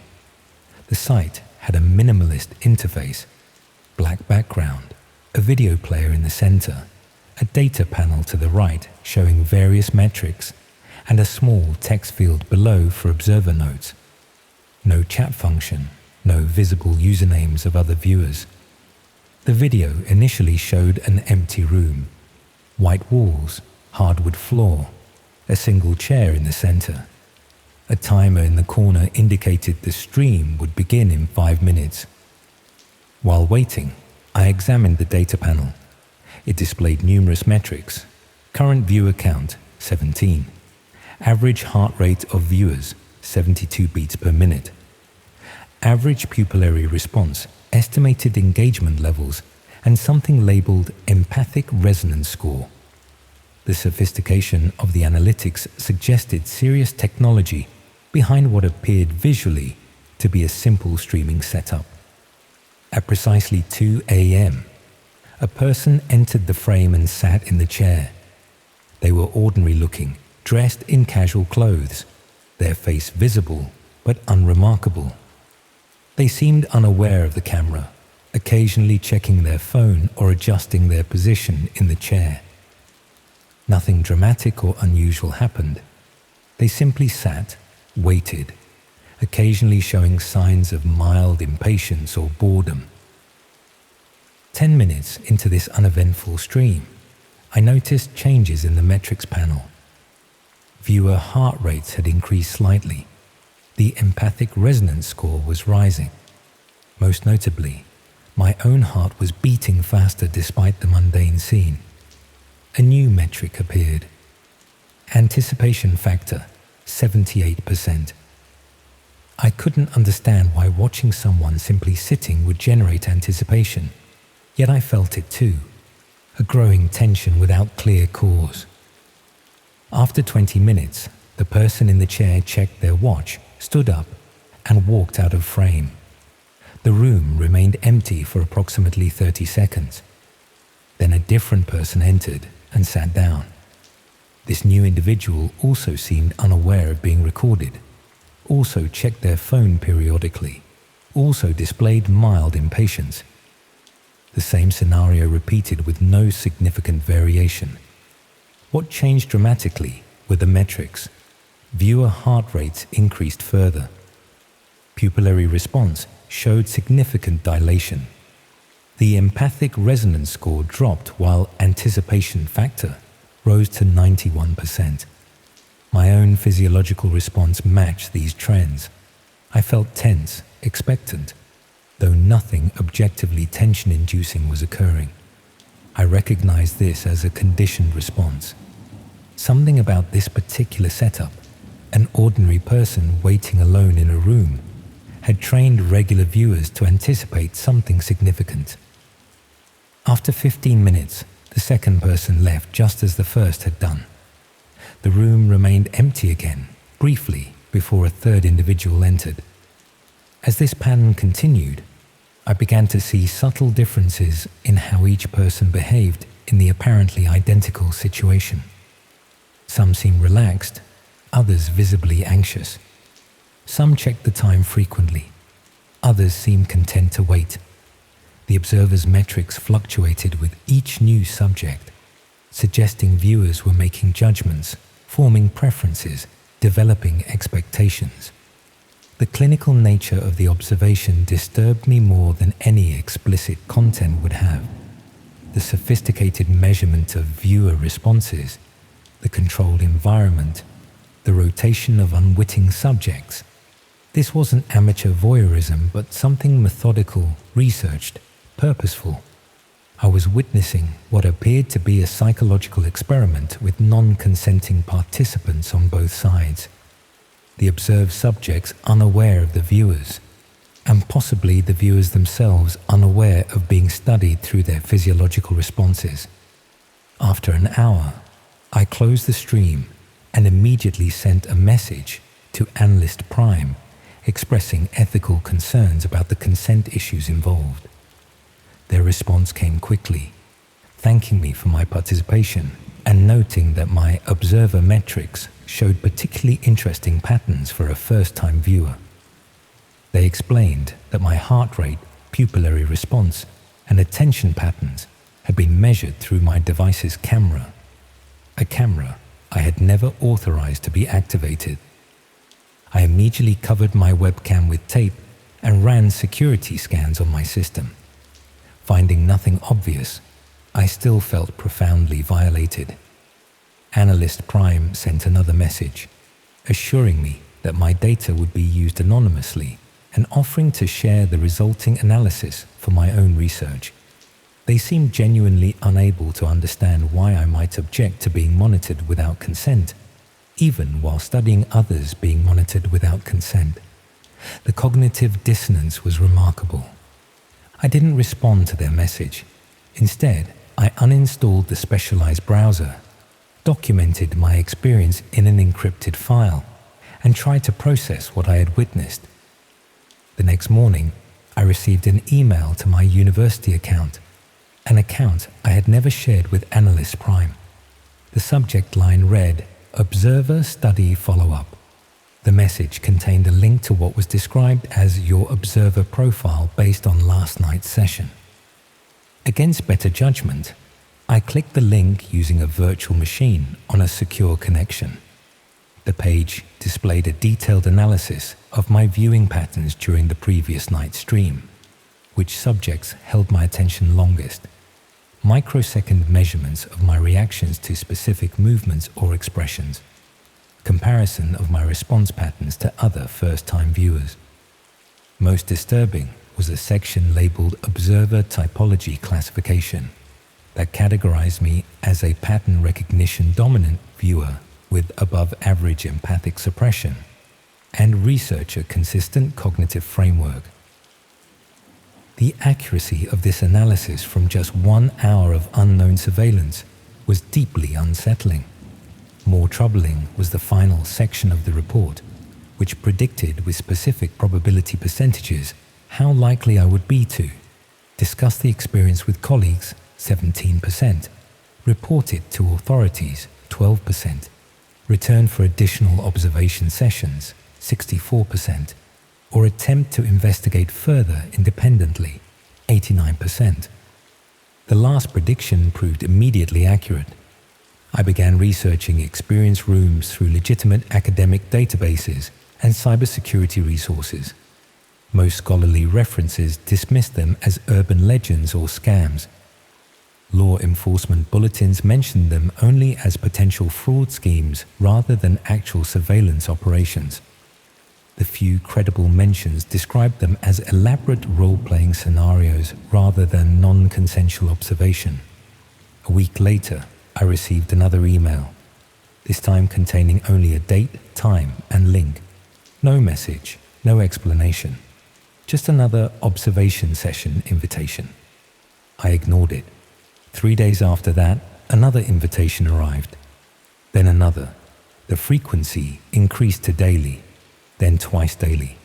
Each invitation came from a different email address, making blocking ineffective. 2 weeks into this escalating pattern, I received something different, a link labeled Subject Perspective. When I accessed it through a secure system, it showed a video feed from my own office, recorded the previous day. The camera angle suggested it came from my computer's webcam, which remained covered with opaque tape. Somehow, they were still watching. I replaced my computer entirely, changed my phone, installed advanced security systems in my home, swept for hidden cameras and microphones, found nothing. Yet the invitations continued, now arriving through text messages, professional networking platforms, even comments on my academic articles, always with a date, time, and link, never with further explanation. After a month of this, I received a different type of message, an observation report similar to my own, but focused on a colleague in my department. It analyzed their viewing patterns, psychological responses, and behavioral predictions in the same clinical format as mine. The message implied that my colleague had been invited to an observation session because of their association with me. The final line read, "Observer networks expand through proximity patterns. Your data suggested 6 high compatibility potential observers in your immediate circle." I confronted my colleague cautiously, asking if they had received any unusual invitations recently. Their confused response confirmed they had no knowledge of what I was describing. I chose not to elaborate, not wanting to draw them further into whatever this was. But the implication was clear.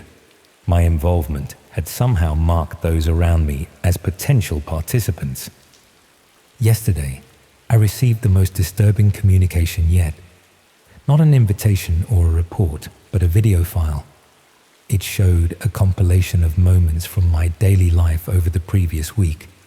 Me teaching class, buying groceries, meeting with students, working in my office. Each clip was brief, captured from different angles and distances. Some appeared to come from security cameras or colleagues' devices. Others had no plausible source I could identify. The compilation ended with footage of me sleeping in my bedroom the previous night, shot from an angle that suggested a camera in the smoke detector. The file's metadata included viewing statistics. 27 observers had watched this compilation of my life. Their average heart rate, pupillary response, engagement levels, and empathic resonance scores were listed in precise detail. My existence had become content for the very system I had tried to study. This morning, I discovered a new application on my phone that I never installed. Simply labeled Observer, its icon is a minimalist eye design. I can't delete it. When opened, it shows only a counter currently reading 31 and a timer counting down from 24 hours. I don't know what happens when it reaches 0. I've turned off the phone, but found the same application appearing on my new laptop minutes later. I'm writing this account now as documentation and warning. I don't know who or what Analyst Prime represents. I don't know the purpose of these observation networks or why they focus so intently on expanding through my social connections. What I do know is that the line between observer and observed has completely collapsed in my life. Every moment now exists as potential content, every reaction as data for analysis. The most terrifying realization isn't that I'm being watched, it's that I've begun watching myself through their framework, analyzing my own reactions, considering how they might appear to observers, modifying my behavior to affect the metrics I imagine are being recorded. My internal experience has been colonized by the observation paradigm. I've internalized the clinical gaze that was directed at me. The counter on the Observer app now reads 28. Whatever happens when it reaches 0, I doubt it represents the end of this experience.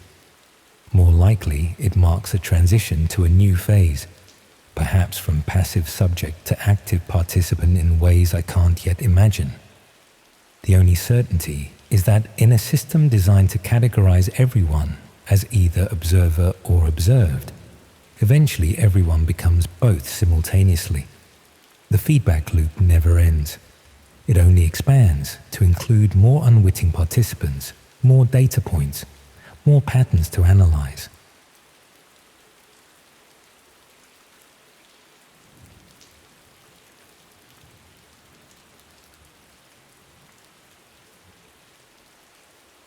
You'd think working for a tech startup would keep you busy enough to avoid trouble. Turns out the opposite is true when your job involves testing apps that nobody else wants to touch. 6 weeks ago, I was just a QA tester in Bristol trying to make rent on an apprentice's salary. Now I'm writing this from a service station near Cardiff, knowing that tomorrow night I'll become the main attraction for an audience I helped build, without realizing it. I work for a small company called DevCore Solutions. We're one of those firms that test software for other companies, checking for bugs, security vulnerabilities, user experience issues. Most of our clients are legitimate businesses wanting to make sure their apps work properly before launch, but some of our contracts come from less transparent sources, companies that pay well but ask few questions about what we find. The project that changed everything started in early September. My supervisor handed me a tablet loaded with a beta version of an app called StreamVault. The brief was minimal. Test the streaming functionality, check for lag issues, verify the payment integration worked smoothly. No information about who developed it or what it was ultimately intended for. StreamVault looked like any other live streaming platform at first glance. Clean interface, simple navigation, standard features you'd expect from a video app. The difference was in the back end. This wasn't designed for casual users. It had sophisticated access controls, encrypted payment systems, and viewer analytics that were far more detailed than anything I'd seen before. My job was to test it by setting up streams and checking various functions. I'd broadcast from different locations in the office, test the chat features, verify that donations and tips were processing correctly. Standard quality assurance work. The app performed well, better than many mainstream platforms I'd used. What struck me as odd were some of the advanced features buried in the settings. Options for scheduling automated content, systems for managing large-scale viewer numbers, and something called interactive participation protocols that seemed overly complex for a standard streaming app. When I asked my supervisor about these features, he told me to focus on basic functionality testing and not to worry about advanced options unless they caused obvious problems. After several weeks of testing, I was asked to evaluate the app in more realistic conditions. This meant setting up streams from my flat in the evenings, testing the mobile connection, checking how the platform handled different lighting conditions and camera angles. The company provided additional equipment, professional lighting, multiple camera angles, audio equipment that seemed unnecessarily sophisticated for testing purposes. I'd stream myself doing mundane tasks, cooking dinner, working on a laptop, watching television. The streams were supposed to be private, accessible only to other testers, but occasionally I'd notice viewer counts that seemed higher than our small testing team could account for. When I mentioned this, I was told that automated systems sometimes inflated the numbers and not to worry about it. The requests from my supervisors gradually became more specific. Could I test streaming from different rooms in my flat? Could I check how well the low-light cameras worked in the bedroom? Could I verify the audio pickup was clear enough to capture conversation from other rooms? Each request seemed reasonable in isolation, but together they were creating an unusually detailed map of my living space. About 3 weeks into home testing, I started noticing technical irregularities. The app would occasionally activate when I wasn't running tests. I'd find it open on my tablet or phone, showing a black screen but with active viewer counts in the hundreds.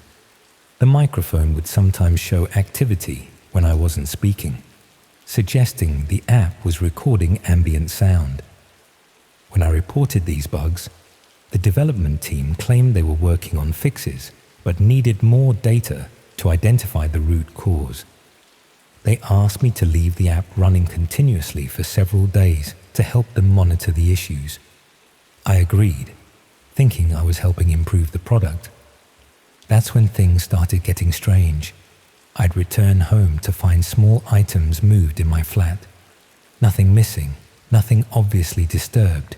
Just things like my keys being on a different table or books rearranged on shelves. I initially attributed it to stress or absent-mindedness. Then I received an email about expanding my testing role. The company wanted me to evaluate StreamVault's real-world application scenarios. They provided a list of locations around Bristol where I should test the mobile streaming, parks, shopping centres, quiet streets at night. The pay for this expanded testing was substantial, nearly doubling my usual fee. During these location tests, I began noticing people who seemed to be watching me work. Individuals who would appear at multiple test sites, always at a distance but clearly observing what I was doing. When I mentioned feeling observed to my supervisor, he said it was probably just curious passers-by, and that public testing always attracted some attention. The app's functionality continued to evolve during this period. New features appeared in updates, enhanced privacy controls, geographic tagging, integration with cryptocurrency payment systems. The viewer capacity seemed to be increasing as well.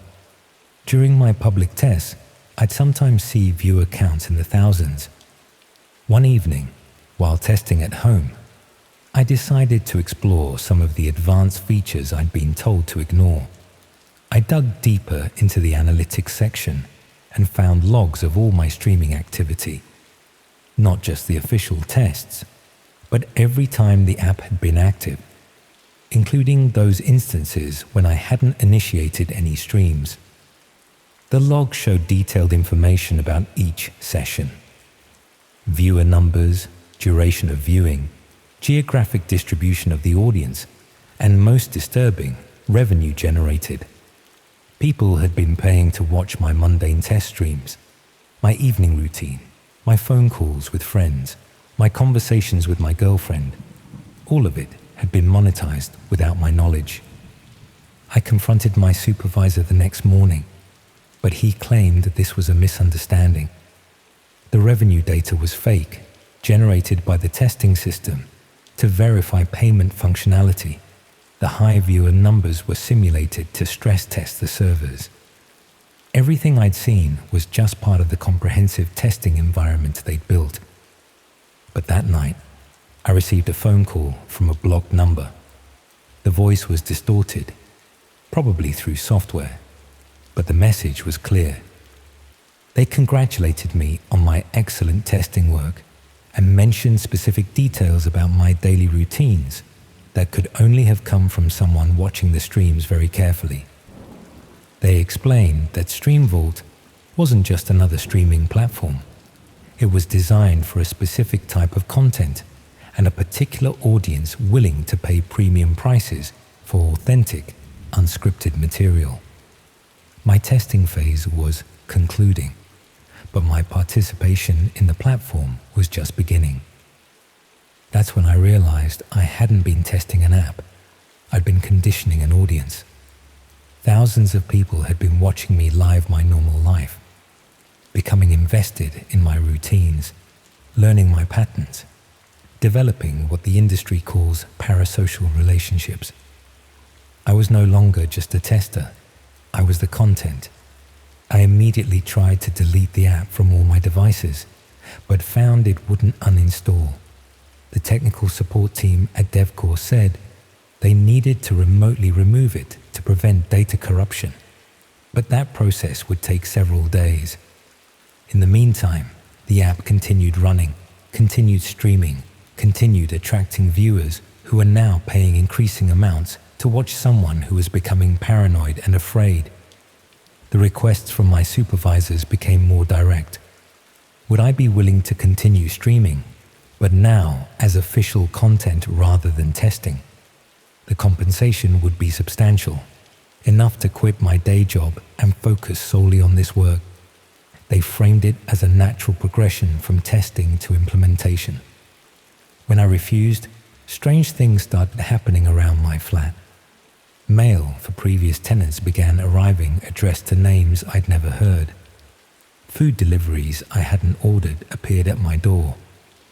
People started knocking at odd hours, claiming to be from utility companies or maintenance services, always wanting to come inside to check something. I realized the extended testing period had given them extensive intelligence about my life. They knew my schedule, my habits, my visitors, my vulnerabilities. The app had essentially turned my home into a surveillance center and my daily life into a product. 1 week ago, everything escalated. I came home to find a package containing a new tablet, one I hadn't seen before.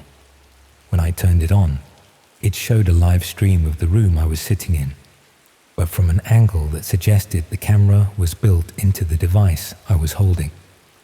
In the corner was a viewer count showing tens of thousands of people watching. But this time, there was also a chat window. Messages were flowing constantly.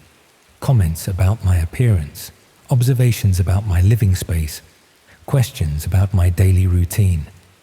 Some viewers were offering money for me to answer specific questions or perform certain tasks. Others were discussing what they wanted to see happen next. At the bottom of the screen was a countdown timer, not counting down from weeks or days, just hours, and a message indicating that the beta testing phase was concluded and that live interactive content would begin shortly. I packed what I could carry and left Bristol that night. I've been moving between service stations and cheap hotels since then, paying cash when possible, avoiding main roads, trying to stay ahead of whatever system they have for tracking me. But they keep finding me. Hotel staff who seem to recognize me despite my using different names. Other guests who ask too many questions about my plans. CCTV cameras that seem to follow my movements too precisely. And constant notifications on any device I use that the StreamVault app is trying to install itself. The countdown reached 0 yesterday. Since then, I've been receiving messages on burner phones I've just purchased, texts from numbers I've never seen before.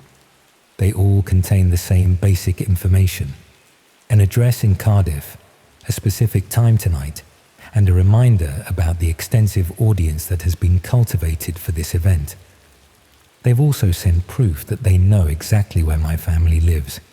Photos of my sister leaving her house in London, my parents shopping at their local supermarket in Bradford, my girlfriend at her university in Edinburgh.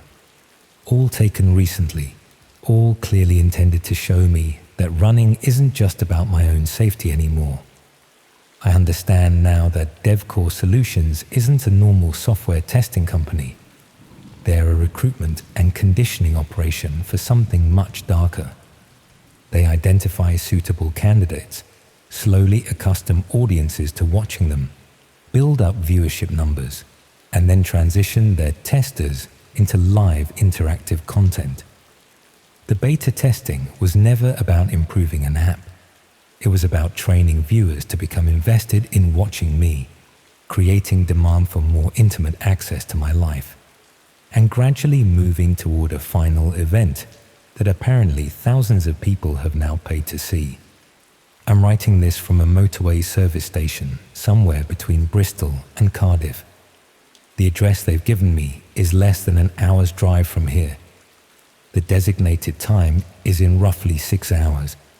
I've tried calling the police from 3 different locations, but explaining that a streaming app beta test has led to being recruited for what I believe are red room broadcasts sounds insane even to me. The most disturbing realization is that I've been building my own audience this entire time.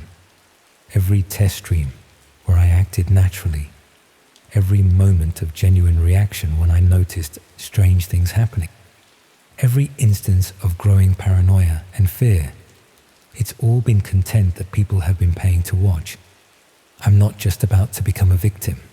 I'm about to become entertainment for an audience I've been cultivating for months without knowing it.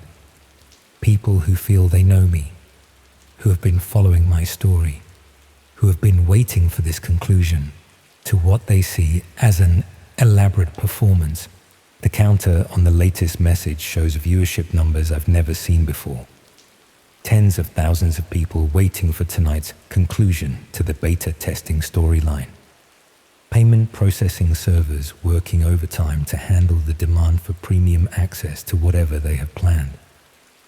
I keep thinking about all the other beta testers DevCore must have recruited over the years. How many people thought they were just testing an app while actually training an audience to watch them? How many discovered too late what they had really been participating in? Cardiff is getting closer. The time is running out. I could keep driving, head to Scotland, try to disappear completely. But they've proven they can find me anywhere. And now they have leverage over people I care about. The strangest part is knowing that whatever happens tonight will be broadcast to thousands of people who have been following my story from the beginning. People who watched me test streaming equipment in my flat, who saw me gradually become aware of what was happening, who have been anticipating this moment as the natural conclusion to the narrative they've been consuming. I never signed up to be an actor in someone else's show, but I've been performing for months without knowing it. The beta testing was just the audition. Tonight is opening night. The sat-nav shows 30 minutes to the Cardiff address. The clock shows 5 hours until the scheduled time. The viewers are waiting. The cameras are prepared. The show, as they say, must go on. I still don't know if I'll show up or keep running, but I'm starting to suspect it doesn't matter. With an audience this size, this invested, this willing to pay for the conclusion to my story, they'll make sure the show happens one way or another.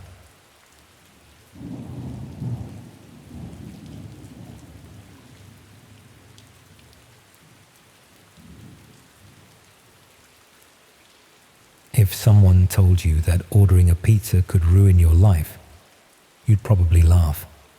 I would have too, until 3 months ago. Now, I'm sitting in a greasy spoon cafe in Blackpool at midnight, watching every person who walks through the door and wondering which one might be here for me. Tomorrow marks exactly 90 days since I saw something I shouldn't have seen, and apparently that's significant to the people who've been watching me ever since. I'm a delivery driver for Domino's in Manchester.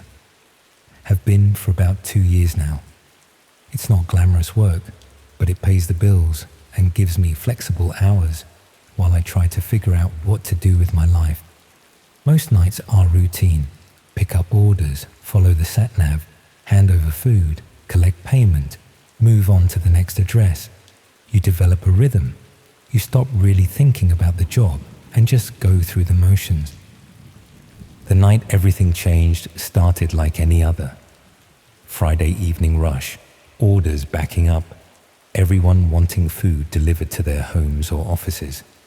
I'd been doing runs for about 4 hours when I got an order for an industrial estate on the outskirts of Salford. It wasn't unusual. Lots of businesses operate out of those converted warehouses, and people working late shifts often order in. The address led me to a nondescript building with a loading bay and a few cars parked outside. The order was for 6 large pizzas, which suggested either a late meeting or people pulling an all-nighter. I rang the number provided, and someone told me to bring the food to a side entrance marked Studio B. They said the door would be propped open. When I found the entrance, the door was indeed ajar. I called out that I had a delivery but got no response. The hallway beyond was dimly lit, and I could hear sounds deeper in the building, voices, movement, electronic equipment humming. I followed the sounds, carrying the pizza bags, assuming I'd find whoever had ordered the food. The corridor led to another door that was slightly open. Through the gap, I could see bright lighting and what looked like filming equipment. I knocked and announced the delivery again, but the sounds from inside continued without acknowledgement. Thinking they might not have heard me over their work, I pushed the door open wider and stepped inside. I found myself in a converted warehouse space set up like a film studio. Professional lighting rigs, multiple cameras on tripods, computer monitors showing different camera angles. But what I saw in the center of the room made me freeze. There was a person strapped to a metal table, conscious but clearly distressed. Around them stood several people wearing surgical masks and disposable coveralls. One was adjusting camera angles, while another was checking what appeared to be medical instruments laid out on a nearby tray. Off to one side, someone was monitoring multiple computer screens showing chat windows and what looked like payment processing interfaces. The whole scene had a clinical, organized quality that made it somehow more disturbing than if it had appeared chaotic or improvised. These people knew exactly what they were doing. This was planned, prepared, professional. I must have made a sound, dropped the pizza bags or gasped, because suddenly everyone in the room turned to look at me. For a moment, nobody moved. Then one of them, a woman in scrubs, walked toward me very calmly. She asked if I was the food delivery, as if finding me there was perfectly normal. I mumbled something about the pizzas and started backing toward the door, but she gestured for me to wait. She explained that they were filming a medical training video and didn't want to break character. She asked me to leave the food by the door and said they'd sort out payment later. Her manner was so casual, so reasonable, that for a moment I almost believed her explanation. But then I glanced at the monitors showing the chat windows. Messages were scrolling by too fast to read properly, but I caught fragments about blood, slow cutting, and increase the payment. These weren't medical training discussions, and the person on the table wasn't acting. Their fear was real. I left the pizzas and backed out of the room, my heart hammering. In the corridor, I could hear the woman talking to the others, though I couldn't make out words.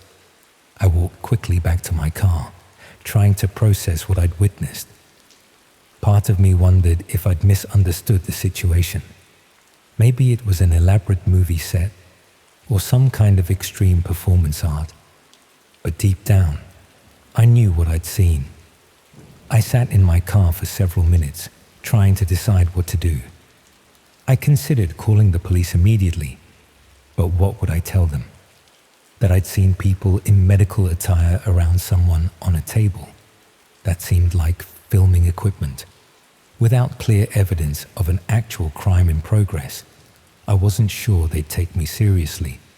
Instead, I decided to finish my shift, and report it the next day when I could think clearly about exactly what I'd witnessed. I drove away from the industrial estate, completed my remaining deliveries, and went home. But I couldn't sleep. Every time I closed my eyes, I saw that person on the table and those clinical, organized preparations. The next morning, I called the police and reported what I'd seen. They took my statement and said they'd investigate. I gave them the address, described the setup, explained why I thought something illegal might have been happening. The officer seemed to take it seriously and said they'd follow up with me. 2 days later, they called to tell me they'd visited the location. The building was empty. No equipment, no furniture, no evidence that anything had taken place there. The property manager said the space had been vacant for several months. There was no record of anyone renting studio space or filming permits being issued. The police seemed to think I'd either gotten the wrong address or misunderstood what I'd seen. They suggested that stress from working late shifts might have caused me to misinterpret an innocent situation. The investigation was closed, but I knew what I'd seen, and apparently so did the people I'd interrupted. The first sign that they knew who I was came a week later. I received a pizza order on my delivery app, but when I arrived at the address, no one was home. The order had been paid for in advance, including a generous tip. Attached to the order was a note thanking me for my discretion and suggesting that some things were better left unreported. Over the following weeks, I noticed things that were individually small, but collectively unsettling. The same car appearing in my rearview mirror during multiple shifts. People photographing me while I made deliveries.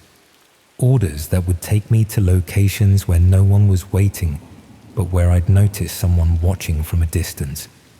I started varying my routes home and taking different approaches to delivery addresses.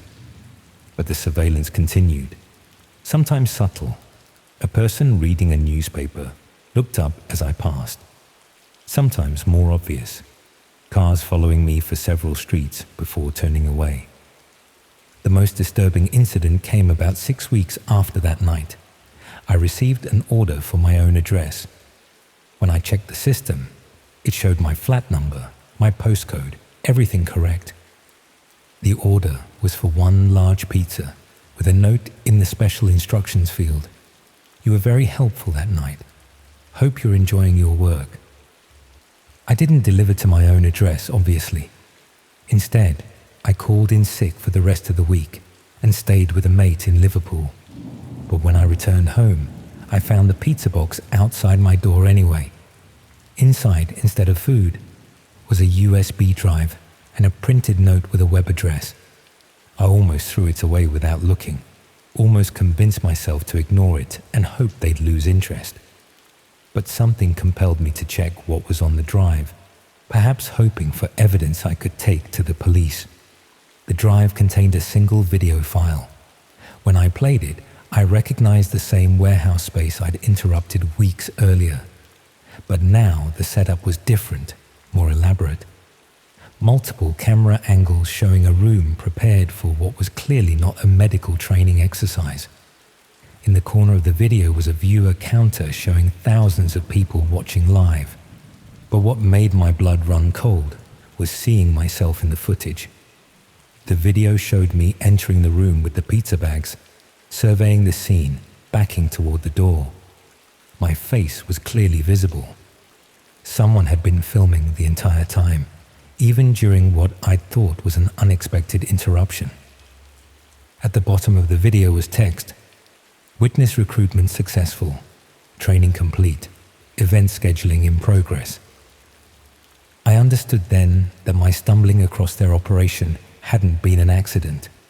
The pizza order, the open doors, the lack of response when I called out, it had all been orchestrated. They'd wanted someone to find them. They'd wanted a witness, and they'd specifically wanted me. I still don't understand why. Maybe they needed someone with regular access to different locations around the city. Maybe they wanted a delivery driver who already had reasons to be driving around at night. Maybe it was just random selection, and I was unlucky enough to be the one who picked up that particular order. Since then, the surveillance has intensified. I've spotted the same faces in different locations across Manchester. People who seem to know my schedule better than I do. I've received more mysterious pizza orders that lead nowhere, but now they come with messages about preparation phases and final scheduling. 3 days ago, I received the most explicit message yet. Another USB drive, this time delivered directly to my workplace. Inside was a video showing an empty room similar to the one I'd first discovered, but clearly in a different location. Concrete walls, better lighting, professional camera equipment, and in the corner, a countdown timer showing less than a week remaining. Below the video was an address in Blackpool and a date, tomorrow night. The message explained that my witness period was concluding and that it was time for me to transition to participant status. They provided details about travel arrangements, timing, and what they called viewer engagement protocols. They also mentioned that they'd identified my family members and knew their locations and routines. My sister in Leeds, my parents in their retirement flat, my nephew's school route. The implication was clear. Cooperation wasn't optional. I left Manchester immediately after receiving that message, took what cash I had and caught the first train to somewhere else. But Blackpool keeps calling to me. The address they provided, the appointment time tomorrow evening, the knowledge that thousands of people are already gathering online to watch whatever they have planned. I've tried going to different police stations in different cities, but without concrete evidence of immediate danger, and with my previous report having led nowhere, they treat me like someone having a mental health crisis. One officer suggested I seek counseling for work-related stress. The worst part is knowing that this whole system relies on witnesses like me, people who stumble into their operations and then become part of them. The cycle continues because each witness eventually becomes a participant, and each participant helps recruit the next witness. I think about that person I saw on the table months ago. Were they once a delivery driver who saw something they shouldn't have seen? A cleaner who walked into the wrong room? A maintenance worker who arrived at an inconvenient time? Everyone who ends up in those rooms probably started as an innocent bystander who witnessed something terrible. The counter on the latest video now shows tens of thousands of viewers waiting for tomorrow's event. People who've paid to watch, who can interact with what happens, who can influence the proceedings through their participation. I'm not just going to be a victim, I'm going to be entertainment.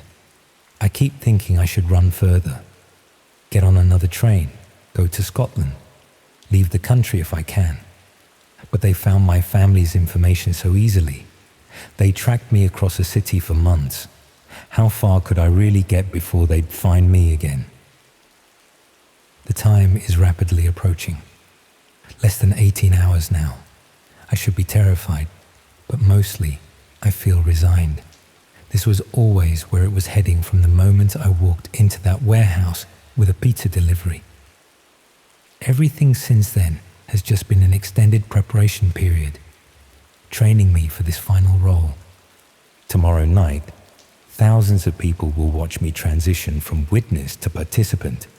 The delivery driver who brought food to the wrong address will become the entertainment for those who've been preparing for this moment as long as I've been dreading it. And I suppose I should have just left the pizzas in the corridor and walked away without investigating further. But curiosity has consequences, and sometimes the price of satisfying that curiosity is becoming the subject of someone else's. The countdown continues, the viewers await, and I still have a few hours to decide whether to run or to show up at that address tomorrow night.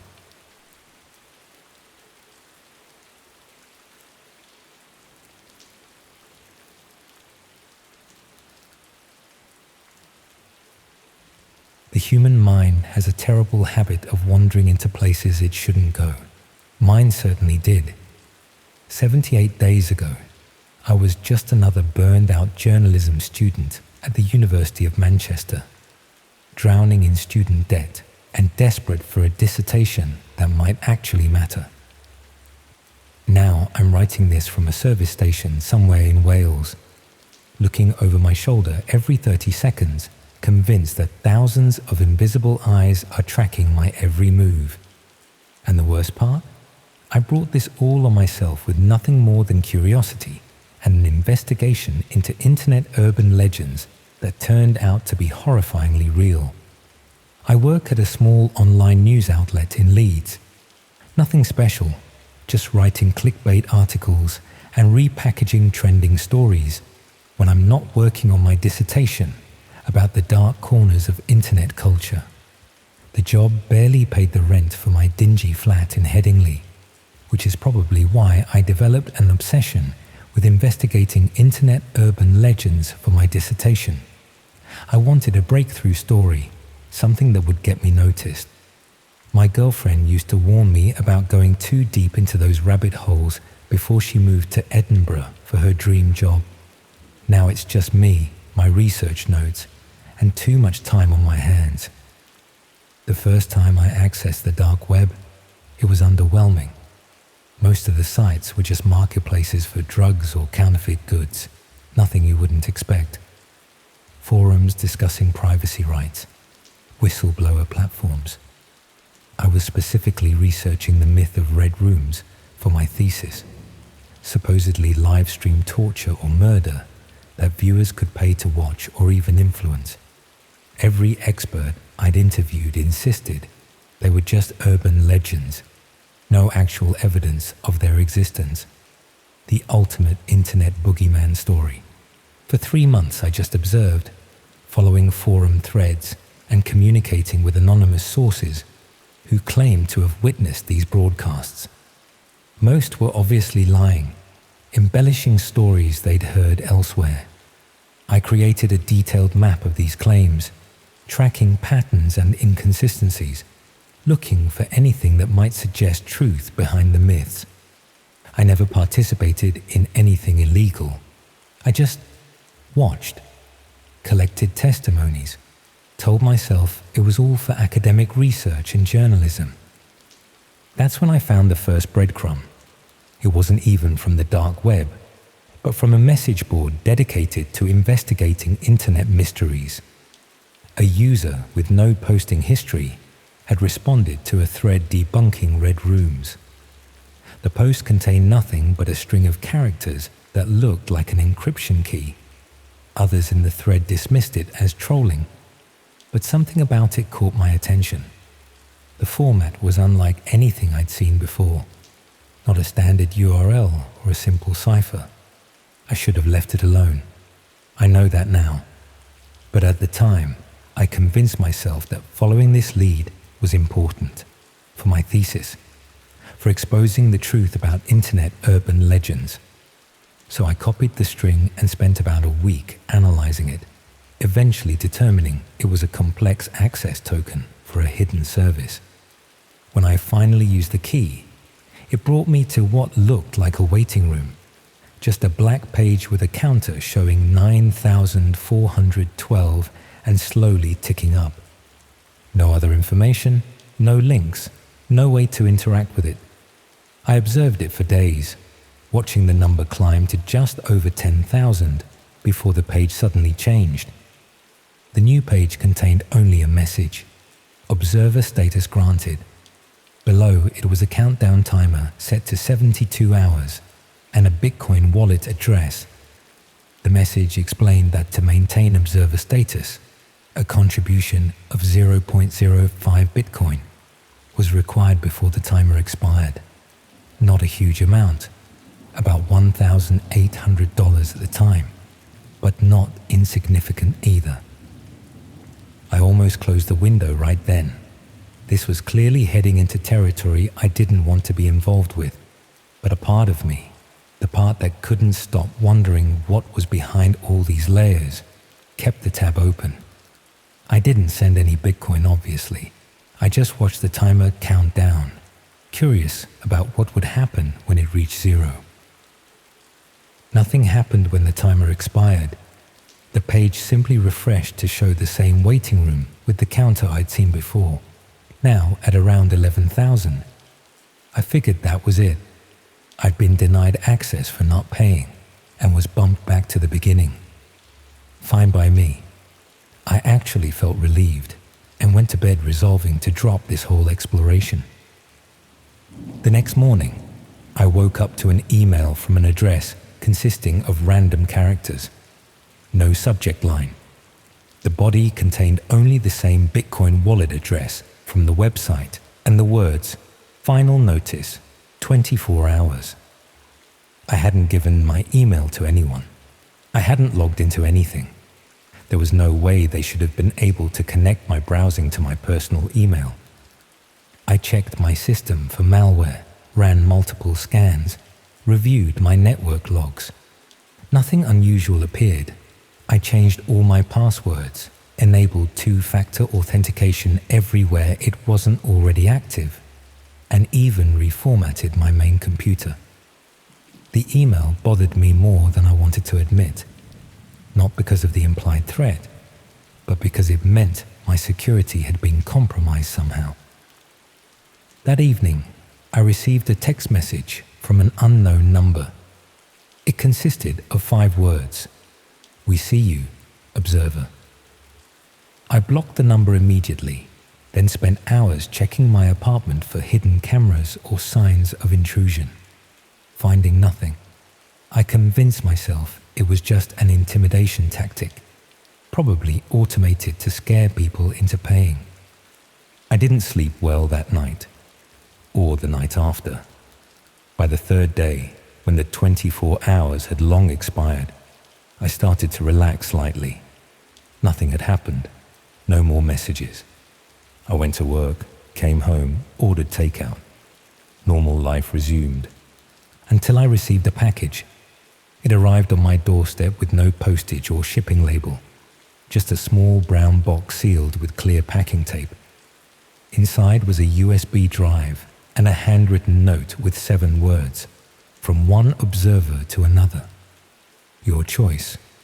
I didn't plug in the drive. I'm not an idiot. Instead, I used an old air-gapped laptop to safely examine its contents. The drive contained a single video file, about 3 minutes long. The thumbnail showed what looked like a poorly lit room. I hesitated before playing it. Everything in me said not to look, but curiosity. That same damn curiosity that had started this whole thing, won out. The video showed a room with concrete walls, industrial lighting, a drain in the floor, and a person, I couldn't tell if it was a man or woman, sitting in a metal chair in the center. They wore a black hood over their head and their hands were bound behind them. In the corner of the frame was a timestamp from 2 days earlier and a view counter that showed 16. In the bottom right corner was a chat window with messages scrolling by, usernames obscured. As I continued watching, frozen in horror, a figure in a featureless white mask entered the frame. They carried what looked like medical instruments on a small tray. The bound person began struggling against their restraints. The masked figure set down the tray and held up what appeared to be a scalpel to the camera, as if displaying it for the viewers. The chat window erupted with activity.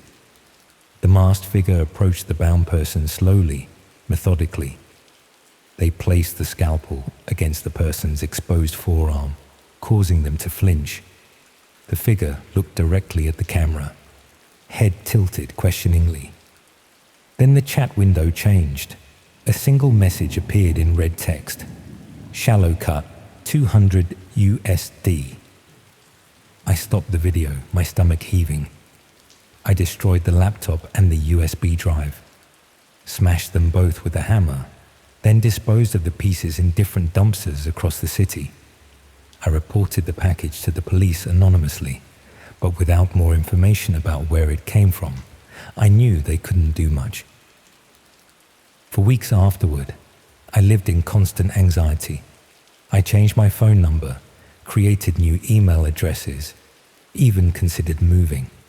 But nothing else happened. No more messages, no more packages. Eventually, the fear began to subside, replaced by a persistent low-grade dread that I tried to ignore. Then, about 2 months later, I noticed something unusual on my network traffic monitor, a tool I'd been running obsessively since the incident. An unknown device was connecting to my Wi-Fi for brief periods, usually late at night. The MAC address didn't match any of my devices. I changed my network password immediately, but the device connected again the next night. I set up additional monitoring tools, trying to identify what this device was and what it was doing on my network. All I could determine was that it was accessing my network storage, specifically folders containing personal photos and documents. The next day, I came home from work to find my apartment exactly as I'd left it, except for one detail. My laptop was open. I always close it before leaving. On the screen was a photo of me, sleeping in my bed, taken the night before. In the corner of the image was that same counter I'd seen on the website months ago, now well over 20,000, and a chat window with messages I couldn't read. At the bottom of the screen, a single line of text, "Subject acquisition pending. Vote now." I packed a bag and left immediately, checked into a Travelodge under a false name, paid in cash. I called in sick to work for the next week. I considered going to the police, but what would I tell them? That I'd stumbled across something on the dark web, and now unknown people were watching me sleep? That they'd somehow compromised my devices despite all my security precautions? They'd either think I was paranoid or involved in something illegal myself. In the hotel, I spent hours researching how to disappear completely, how to create a new identity, how to live off the grid. I withdrew most of my savings in cash, bought a pay-as-you-go mobile, and started making plans to leave the country. The night before I planned to leave, I woke at 3:17 a.m. to the sound of my hotel room door opening. I'd engaged the safety latch before sleeping, so the door only opened a few inches before catching. Through the gap, I could see a figure standing in the hallway. They stood there for several long seconds, not moving, not trying to force the door further. Then they slipped a piece of paper through the gap and left. I waited, heart pounding, for nearly an hour before I worked up the courage to retrieve the paper. On it was printed a QR code and 3 words: "Your audience awaits." I didn't scan the code. Instead, I left immediately, abandoning most of my belongings in the hotel room. I drove non-stop for several hours, eventually reaching a small village in the Scottish Highlands where I knew no one. I paid 3 months' rent in advance for a cottage outside the village, using a different name. The place had no internet connection, which was exactly what I wanted. For the first month, I jumped at every sound. I kept the curtains drawn at all times and rarely ventured into the village. But as weeks passed, with no sign of being followed, I began to relax slightly. Maybe they'd lost interest. Maybe they'd moved on to easier targets. I found work at a local hardware shop, kept to myself, started building a new life. I bought a basic mobile but used it only for calls to work.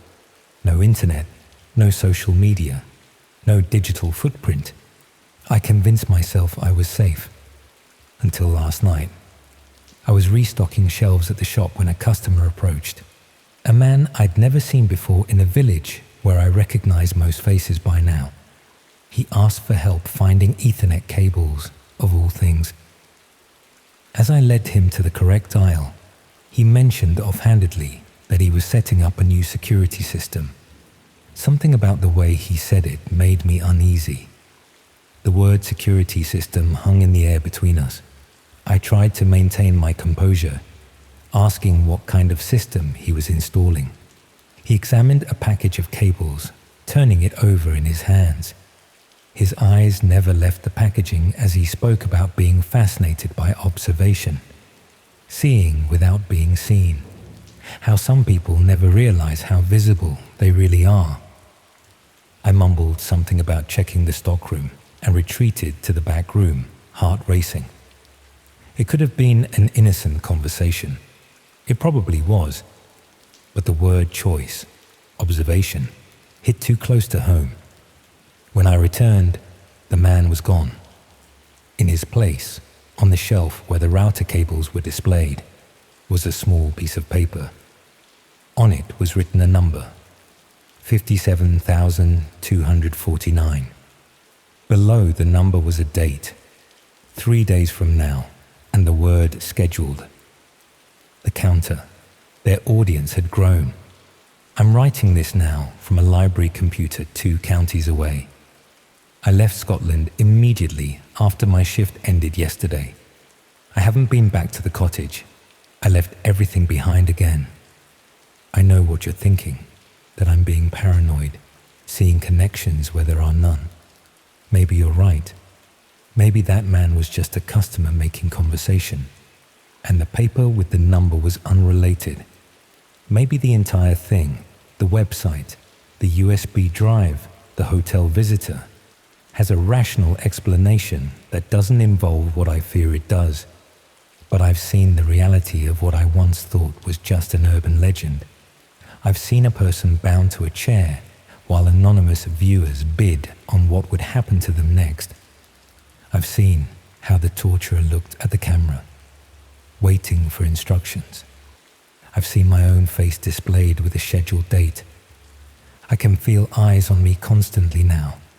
I notice security cameras tracking my movements. I see people looking at their phones when I walk by, as if they're checking something, confirming something. I don't know if they're still watching because I found something I shouldn't have, or if I've become the next scheduled broadcast, the victim rather than the observer. But I know I can't keep running forever. Resources are limited, vigilance fades, mistakes happen. Sometimes, when I close my eyes at night, I see that counter ticking upward. I wonder how many are watching at any given moment. I wonder what they're waiting to see. I wonder what amounts they'll bid to decide my fate. I never sent that Bitcoin payment, never officially subscribed to whatever service I'd stumbled across. But I'm starting to think that doesn't matter. That maybe the payment was never the point. Maybe the real currency is attention, views, engagement. The thrill of watching someone who doesn't know they're being watched until they do. I'm going to post this as a warning. Don't go looking for red rooms. Don't convince yourself it's just research or morbid curiosity. Some things once seen can't be unseen. And some things, once they see you, never look away. If you're reading this and you recognize the patterns I've described, the counters, the observer status, any of it, then you're already on their radar. And I'm sorry, I truly am, because I don't know how to make them stop watching. I'm leaving this library now. I won't say where I'm going next. I probably shouldn't have written this at all, but someone needs to know what's out there, what's happening. If you ever receive a package with no return address, or find your devices behaving strangely, or notice someone watching you just a little too intently, remember my story and start running. The counter never stops. The observation never ends. And I'm afraid that eventually they'll want more than just to watch.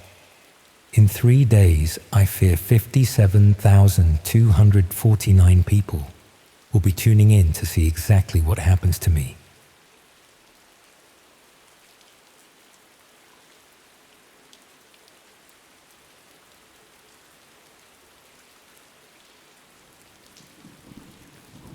whole thing started because I was bored. That sounds trivial, almost embarrassingly so, but it's the truth. 6 months of unemployment after a decade at the same marketing firm had left me restless. Days blurred together in my small apartment. Job applications vanished into the digital void. My savings dwindled. The monotony became almost physically painful, a constant dull pressure behind my eyes. I've never been particularly tech-savvy. I use social media, stream movies, shop online, the usual things. But one night, scrolling through an obscure forum discussing internet privacy, I saw a comment that caught my attention. Someone mentioned how easy it was to access what they called the hidden web, using certain browsers and protocols. They described communities and content unavailable through standard search engines. The way they wrote about it made it sound like an exclusive club, a digital speakeasy hiding in plain sight. Maybe it was the isolation talking, or just the human desire to access spaces marked forbidden. But I decided to explore. I installed the specialized browser, followed basic tutorials, and found myself navigating a parallel internet, slower, less polished, but intriguing in its obscurity. Most sites were underwhelming. Text-heavy forums discussing privacy rights, cryptocurrency exchanges, marketplaces for things I had no interest in purchasing. Nothing particularly shocking or compelling. After a week of casual browsing, I stumbled across a forum dedicated to what users called immersive experiences. The discussion revolved around live streams of various scenarios, some mundane, others more extreme. Members debated the authenticity of different streams, sharing technical criteria for distinguishing staged content from genuine footage. Many contributors seemed to be chasing something they called the real thing, dismissing most available streams as elaborate fiction designed to separate viewers from their cryptocurrency. One username appeared consistently in these discussions: Veritas Proxy. Unlike other members who argued passionately about which streams were authentic, Veritas Proxy maintained an analytical detachment, discussing viewer psychology more than content authenticity. They wrote about how the perception of reality affected viewer engagement, regardless of whether the content was staged. Their posts read like academic research rather than entertainment reviews. After observing silently for several days, I sent Veritas Proxy a private message, expressing curiosity about these immersive experiences they analyzed so clinically. I expected to be ignored, or perhaps dismissed as a novice. Instead, I received a detailed response explaining different categories of live streams available through anonymous networks. Most were indeed staged productions masquerading as authentic footage, Veritas Proxy explained, but they still satisfied a psychological need for viewers to feel they were accessing something forbidden, something real. We exchanged several messages discussing the appeal of these experiences. I found myself drawn into conversation with this stranger, perhaps because they engaged with me more meaningfully than anyone had in months. When Veritas Proxy offered to show me what they considered a genuinely immersive stream, something beyond the amateur productions flooding anonymous platforms, I accepted without much hesitation. They sent coordinates, not a web address in the traditional sense, but a string of characters and numbers that meant nothing to me. Veritas Proxy included instructions for accessing a platform called the Observatory at a specific time that night. The stream would begin at precisely 2 a.m., they explained, and first-time viewers were granted limited access without payment. If I found the experience valuable, future viewings would require cryptocurrency contributions. That night, I followed the instructions precisely, navigating through several layers of security to reach a minimalist page with a black background and simple interface. A countdown timer showed 17 minutes until the stream would begin. A small counter in the corner indicated 26 current viewers. No chat function, no user list, no indication of what I was about to watch. At exactly 2 a.m., the screen changed. The video showed an ordinary bedroom, unmade bed, dresser with cluttered surface, clothes draped over a chair. Nothing unusual or particularly interesting. The camera angle suggested it was positioned high in one corner of the room, like a security camera. For several minutes, nothing happened. The room remained empty, the only movement coming from a ceiling fan spinning slowly overhead. Just as my attention began to wander, a person entered the frame. They moved normally, unaware of being observed, performing routine actions, checking their phone, sorting through items on the dresser, sitting on the edge of the bed. The mundanity was almost disappointing after the elaborate security measures required to access the stream. A small panel appeared beside the video, displaying what seemed to be biometric data, heart rate, respiration, body temperature, though I couldn't tell if it was from the subject or aggregated from viewers. Below this panel was a series of options labeled ambient adjustments, with controls for room temperature, lighting, and sound systems. At the 20-minute mark, a notification appeared. Observation phase complete. Interaction phase authorized for premium viewers. The ambient controls became active, no longer grayed out. In the viewer count, several numbers changed from white to green, presumably indicating premium status. Almost immediately, the room's lighting dimmed slightly. The person in the frame looked up, momentarily confused by the change. Over the next 10 minutes, I watched as various ambient adjustments were implemented. The temperature display showed a drop of several degrees. A faint sound began playing through what must have been hidden speakers in the room. The subject's confusion turned to visible unease. They checked their phone, examined the air vent, looked around for the source of the sound. A new option appeared for premium viewers, proximity alert. Seconds after this became active, a noise came from somewhere outside the camera's view, perhaps the hallway or another room. The subject's heart rate, displayed in the data panel, increased significantly. They moved to the bedroom door, listened for a moment, then closed and locked it. The escalation continued gradually.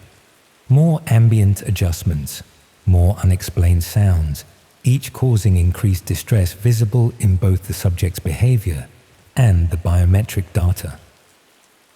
The person tried calling someone on their phone, but the call appeared not to connect.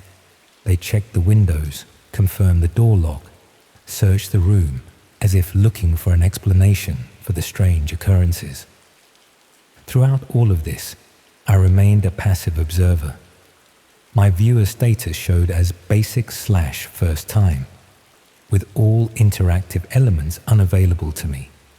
I could only watch as others manipulated the environment, steadily increasing the subject's anxiety. There was something disturbingly methodical about the process, like a scientific protocol rather than random harassment. At the 1-hour mark, a final notification appeared. Culmination phase authorized for executive viewers only. The viewer numbers shifted again, most green numbers returning to white, leaving only 3 in green.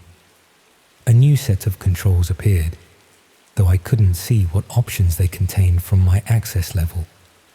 What happened next occurred so smoothly it seemed rehearsed, though the subject's genuine terror suggested otherwise. A barely perceptible gas began filling the room, visible only as slight distortion in the air. The subject noticed it too late, first becoming disoriented, then struggling to remain conscious. Before losing awareness completely, they managed to reach the door, finding it somehow impossible to unlock despite their earlier precautions. The biometric display showed decreasing heart rate and respiration as the subject collapsed near the door. The stream continued for another 30 minutes, showing the empty room and the unconscious person. A cursor occasionally appeared on screen as someone adjusted the camera angle for better views. The 3 executive viewers remained connected throughout. At the 2-hour mark, 2 figures entered the room wearing simple hazmat-style protection. They efficiently moved the unconscious subject onto a stretcher and out of the camera's view. One returned momentarily to straighten the room, removing any evidence of disturbance before the stream finally ended. A message appeared on my screen. Observation complete. Your viewing patterns have been analyzed. Premium access recommendations will be provided based on your engagement metrics. I sat in stunned silence, trying to process what I had witnessed. Had I just watched a real person being abducted? Was this an elaborate performance with paid actors? The production seemed too sophisticated for amateur staging, but too risky to be an actual crime broadcast live. I closed the browser and shut down my computer, suddenly aware of how vulnerable my own apartment felt.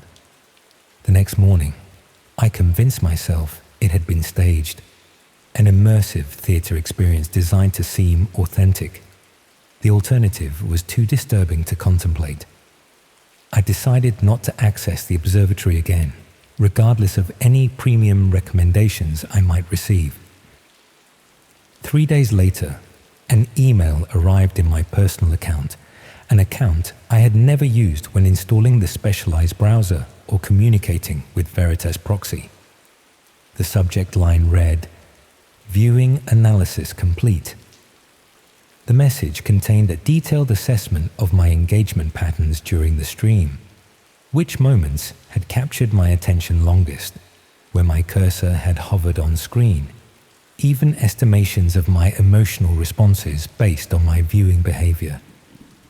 The analysis concluded that I fit the profile of an empathic observer, someone who experienced heightened engagement from witnessing genuine distress, but remained morally conflicted about it. The email ended with coordinates for another stream scheduled for the following night, this time requiring a cryptocurrency payment for access. I deleted the email immediately and ran security scans on all my devices. Finding nothing unusual, I still found myself checking my apartment for hidden cameras, suddenly aware of how my bedroom window faced another building, how my computer's webcam light could be disabled, how the smart devices in my home were always listening. A week passed without further contact. I began to relax, telling myself the entire experience had been nothing more than an elaborate scam targeting cryptocurrency from gullible viewers. Then a package arrived at my door. No shipping label, no indication of how it had been delivered. Inside was a small electronic device resembling a key fob, with a single button and tiny LED display, currently showing the number 37. No note accompanied the device, but I didn't need one to understand its purpose. I was being invited to move from observer to participant, from audience to contributor. The number 37 likely indicated currently connected viewers. The button, presumably, would activate something affecting someone else's environment. Someone currently sitting in their home, experiencing inexplicable events orchestrated by strangers they would never see. I considered reporting everything to authorities, but what evidence did I have? An anonymous website I could no longer access. An email I had deleted, a mysterious device with no identifying features, and my own participation as a willing observer of what might have been a serious crime. That was 2 weeks ago. I've since moved to a different apartment, changed my email addresses, replaced my electronic devices. The key fob device remains in a drawer, untouched. Sometimes at night, I check to see if the number has changed. It has. increasing steadily from 37 to 63 as of yesterday. More observers joining the network. More participants receiving their own devices. More subjects being selected for immersive experiences. Last night, returning home late, I noticed a small red light blinking in the corner of my new bedroom, exactly where a security camera might be positioned for optimal coverage. When I investigated, I found nothing. No device, no explanation for the light I was certain I had seen. This morning, my laptop displayed a notification I never set up. Observation begins tonight, 2 a.m. Current viewer count, 26. I won't be in my apartment at 2 a.m. I won't be using any electronic devices, accessing any networks, or leaving any digital footprint that could be traced. But I can't escape the thought that somewhere, someone is adjusting their ambient controls, preparing their culmination protocols, waiting to transform another person's ordinary night into content for unseen observers. And I can't forget that I was one of those observers once, that my viewed became viewer metrics, that my engagement was measured and categorized, that my curiosity opened a door I now cannot seem to close. We think of horror as something external, something that happens to other people in distant places. We don't consider how our observation itself creates demand, how our attention forms the marketplace where others' fear becomes commodity. The real terror isn't what happens in those rooms. It's that somewhere right now, someone is watching, analyzing, anticipating your reactions, not to help or protect, but to measure how effectively your fear can entertain.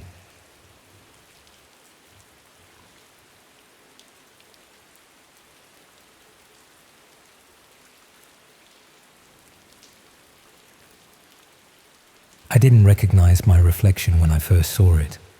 Not immediately.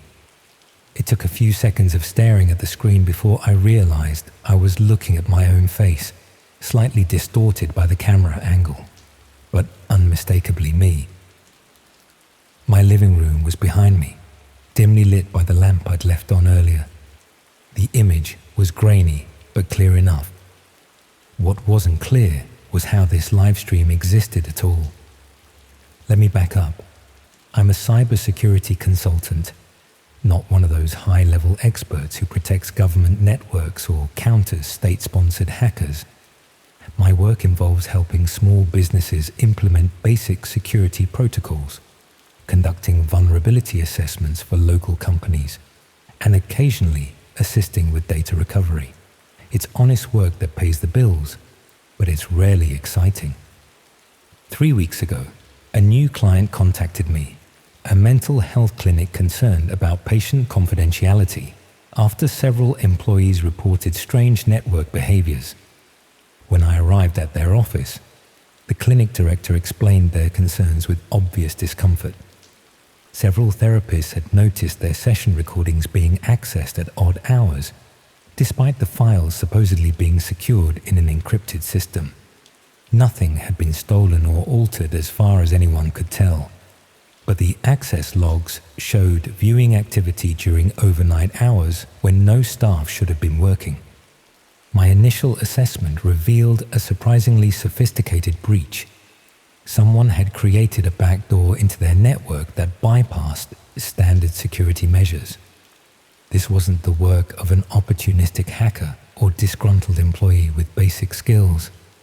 Whoever did this knew exactly what they were doing. I isolated the compromised systems, implemented temporary security measures, and began the deeper forensic work of tracking the intrusion to its source. The digital trail led me through multiple proxy servers and anonymous networks. Whoever had accessed the clinic's files had taken elaborate precautions to hide their tracks. After days of careful analysis, I managed to identify a pattern in the connection timestamps. The access always occurred between 1 a.m. and 3 a.m., always on Tuesdays and Fridays, and always targeted the same subset of patient files. recordings of therapy sessions dealing with trauma, abuse, or severe anxiety disorders. My report to the clinic detailed the technical aspects of the breach and recommended comprehensive security upgrades. What I didn't include was my growing suspicion about the nature of the intrusion. This wasn't typical cybercrime seeking financial data or identity information. This was targeted surveillance of people's most vulnerable moments. The precision and pattern suggested something beyond simple data theft. Professional ethics dictated that I should complete my contract, submit my findings, and move on to the next client. But something about this case gnawed at me. The deliberate targeting of trauma patients felt predatory in a way that cybercrime rarely does. Most hackers I've encountered are motivated by financial gain or technical challenge, not the systematic observation of human suffering. After completing my official work for the clinic, I continued tracking the intrusion pattern on my own time.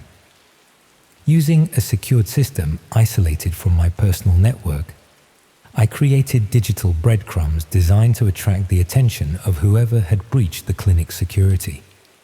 I set up dummy files mimicking the naming conventions of therapy recordings, embedded with unique markers that would help me trace anyone who accessed them. For 2 weeks, nothing happened. Then on a Tuesday night, my monitoring system alerted me to activity. Someone had taken the bait, accessing my dummy files through the same sophisticated methods used on the clinic's network. This time, I was prepared. As they downloaded my files, I deployed a specialized tracking script designed to pierce through proxy defenses and reveal connection origins. What I found led me to a series of encrypted channels on the dark web. Using anonymous browsing tools, I followed the digital trail to a nondescript forum that required Bitcoin payment for access. The page was minimalist, black background, simple text navigation, no graphics or branding.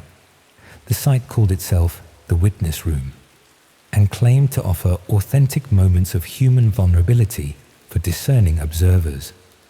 I paid the entry fee using an anonymous cryptocurrency wallet and gained basic access to the forum. The site was organized into categories with clinical-sounding names: trauma responses, grief manifestations, anxiety episodes, confessional moments.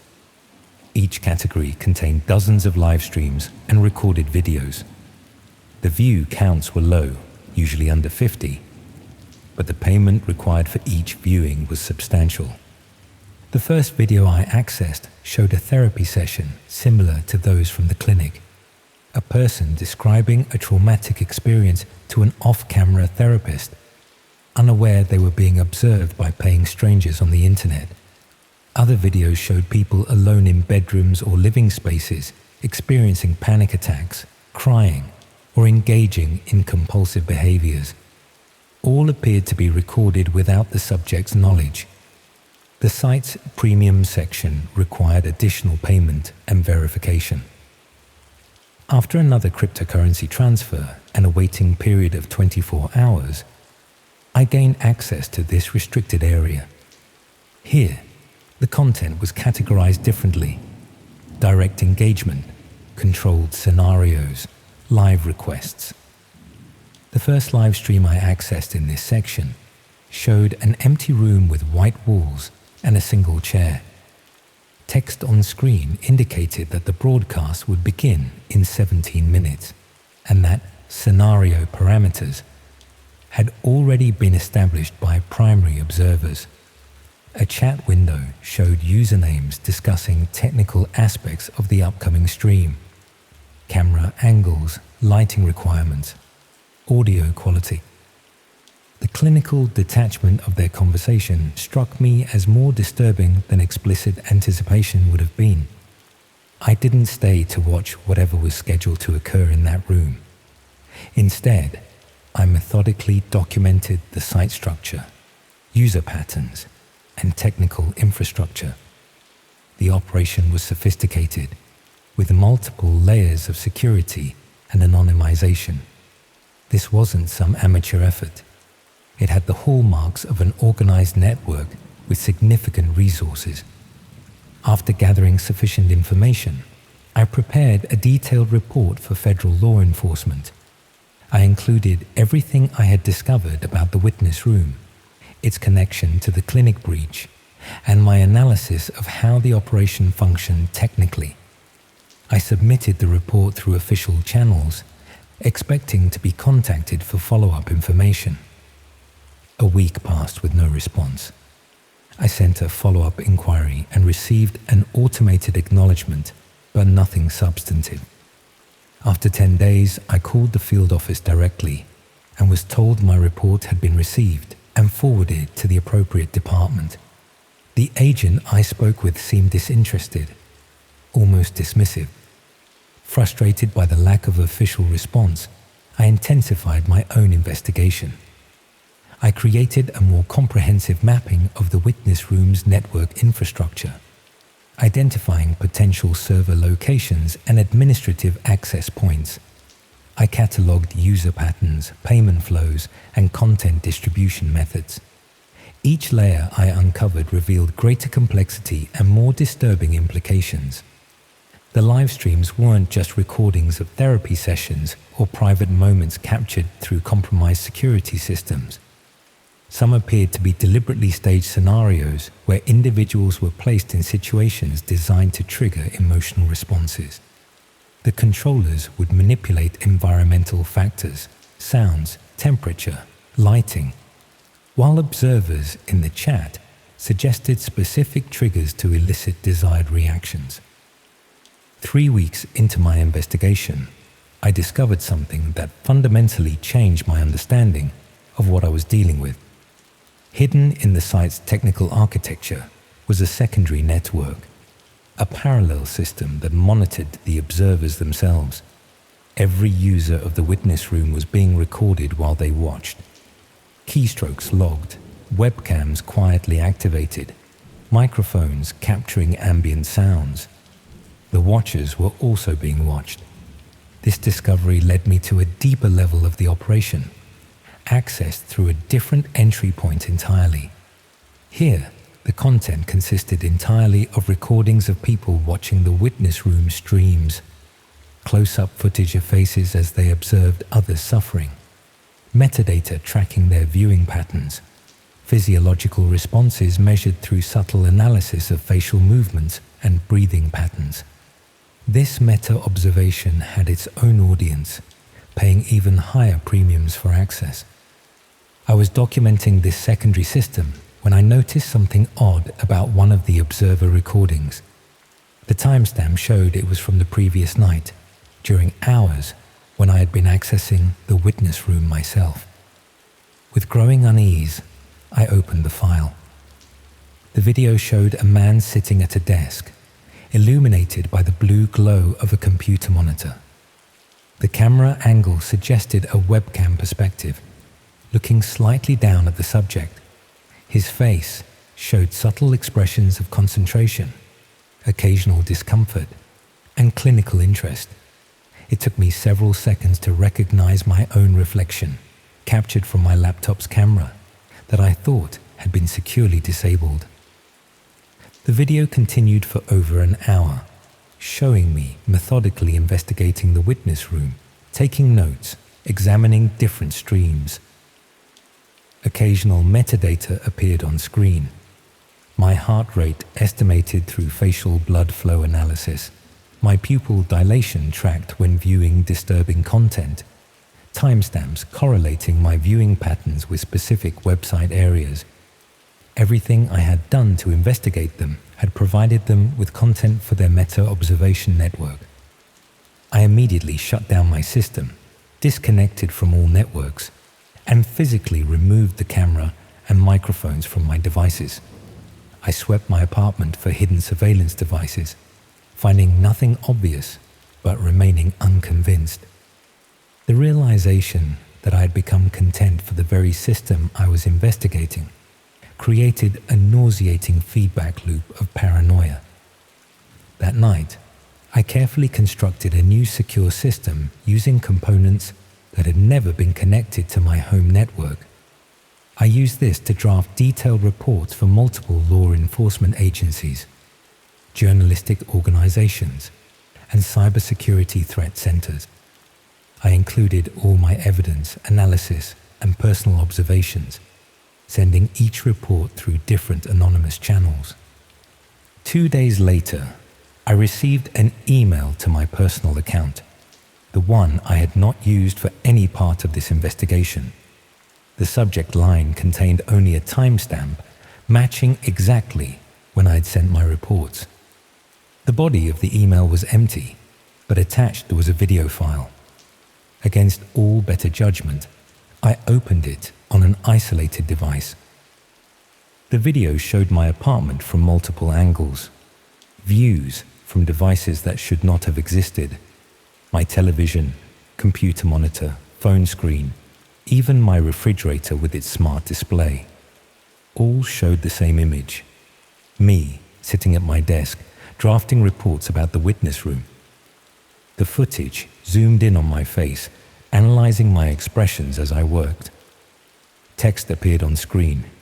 Subject demonstrates obsessive behavior patterns consistent with trauma response category 4B. Continued observation recommended. I abandoned my apartment that night, taking nothing electronic with me. I checked into a hotel using cash, bought a disposable phone, and contacted the few people I truly trusted. One friend in law enforcement agreed to meet me the following day. She arrived at our meeting location visibly uncomfortable. When I began explaining my findings about the witness room, she stopped me mid-sentence. Her department had received my report, she confirmed, but it had been flagged and reclassified almost immediately. She wasn't authorized to discuss the details, but her message was clear. Powerful interests were involved, and pursuing this further would have consequences. I spent the next week moving between hotels, using public computers to monitor for any signs that my reports had generated action. Nothing appeared in news outlets or public records. No investigations were announced. The witness room continued operating without disruption.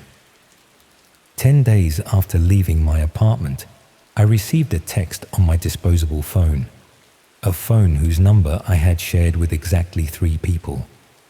The message contained only a website address. Against every rational instinct, I accessed it from a public computer. The page showed a live stream of the hotel room I had checked into that morning. The bed was empty, the room unoccupied. I was sitting in the hotel lobby as I viewed the stream. A timer in the corner showed the broadcast had been active for 3 hours. The view count displayed the number 7. The stream title was simply my full name followed by Observation Phase 2. That was yesterday. I've since crossed state lines, abandoned all electronic devices, and withdrawn cash to live on while I consider my options. I'm writing this account by hand, planning to have it typed and distributed by someone with no connection to me or this situation. I don't know exactly what the witness room is or who operates it. The technical sophistication suggests resources beyond typical criminal organizations. The apparent immunity from law enforcement implies protection or participation at institutional levels. The methodical nature of their observation network indicates purpose beyond voyeurism or profit. What I do know is that somewhere, right now, someone is watching a live stream of a person who doesn't know they're being observed. Someone is paying to witness another human being's vulnerable moments. Someone is analyzing reactions, cataloging responses, building profiles of both the observed and the observers. And increasingly, I suspect that the true purpose of the witness room isn't the content it provides to its users. The real product is the understanding of human psychology that comes from watching people watch others. The multi-layered observation that reveals patterns of behavior, predictors of response, blueprints of manipulation. I check for cameras everywhere now, not just obvious devices, but any object that could potentially house monitoring equipment. I vary my routines, change my appearance, avoid patterns. Still, I feel watched, not by supernatural forces or paranoid delusion, but by a system designed specifically to observe people like me, people who have glimpsed something they weren't meant to see, whose reactions to that glimpse are themselves valuable data. Tonight I'll move again, find another anonymous place to sleep.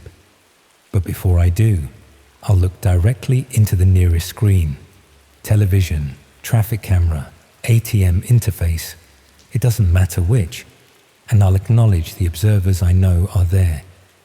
Not with fear or defiance, but with the calm recognition that in a world where vulnerable moments can be commodified, the most vulnerable moment of all is the one where you realize you've always been in someone's blind spot, always been visible to eyes you never knew were watching.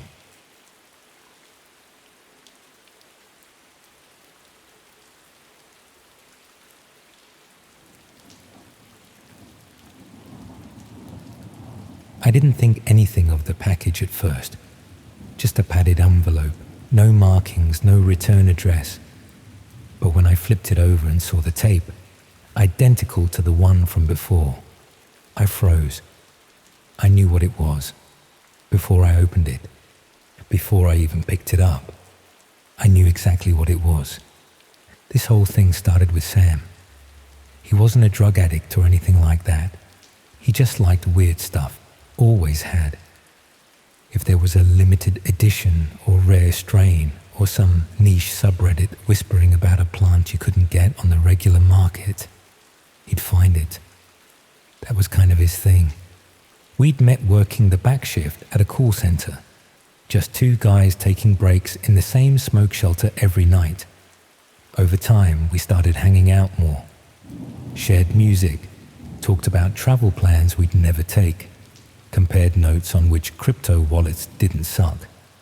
One night, he brought up the dark web, not in a braggy way, just casually, like someone mentioning they'd bought a rare vinyl. He said he'd been browsing some lesser-known forums, looking for these exotic cannabis hybrids, stuff grown in places that didn't export, rare phenotypes with strange colors or effects. Some of it sounded made up. Blue leaves, flour that smelled like rust. One supposedly gave you lucid dreams for 2 nights straight. I didn't think he'd actually buy anything. I mean, we've all clicked too far down a rabbit hole at 2 a.m. But that's different from actually putting in your address and waiting for a stranger to mail you drugs. But he did. I was there, actually, at his place. We'd just ordered Chinese. He had his laptop open and was clicking through a market page. One I hadn't seen before. Everything about it looked off. The fonts were weird. The prices weren't in dollars or euros. And the descriptions were long, poetic, almost cryptic. It didn't read like a vendor trying to sell a product. It felt more like someone offering an experience. He bought one labeled The Hollow Root. I remember that name because it didn't sound like weed. It sounded like something you'd find in a cursed field or buried in a temple wall. But he bought it anyway, transferred some Monero, got the confirmation, closed the laptop. I laughed it off, told him it probably wouldn't arrive, or if it did, it'd just be crushed oregano. But 5 days later, it showed up. That's when things changed. The envelope was thick, heavier than it should have been, wrapped in brown paper, taped with this strange patterned adhesive I'd never seen before. Gold markings over a red base, like something from a foreign postal system. Inside was a vacuum-sealed pouch and a smaller envelope, handwritten in a language neither of us recognized. It wasn't English, it wasn't French or Spanish, or anything European. The characters looked angular, stylized, Middle Eastern maybe, Arabic, I don't know. We looked it up online and couldn't find a match. The weed, if that's what it even was pitch black, like charcoal. It didn't even have the usual skunky smell. It was chemical, sharp, something between acetone and burnt leaves. I told him not to smoke it. I didn't like any part of this. He joked about it, but even he didn't seem entirely relaxed.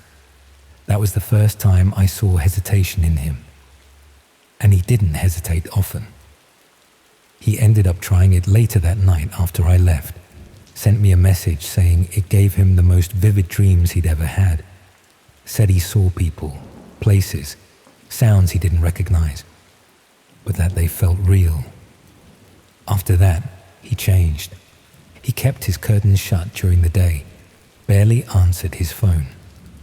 He said he felt like he was being watched, that cars were slowing down near his building, that he'd seen the same man 3 days in a row, walking past his flat, wearing mirrored sunglasses even when it rained.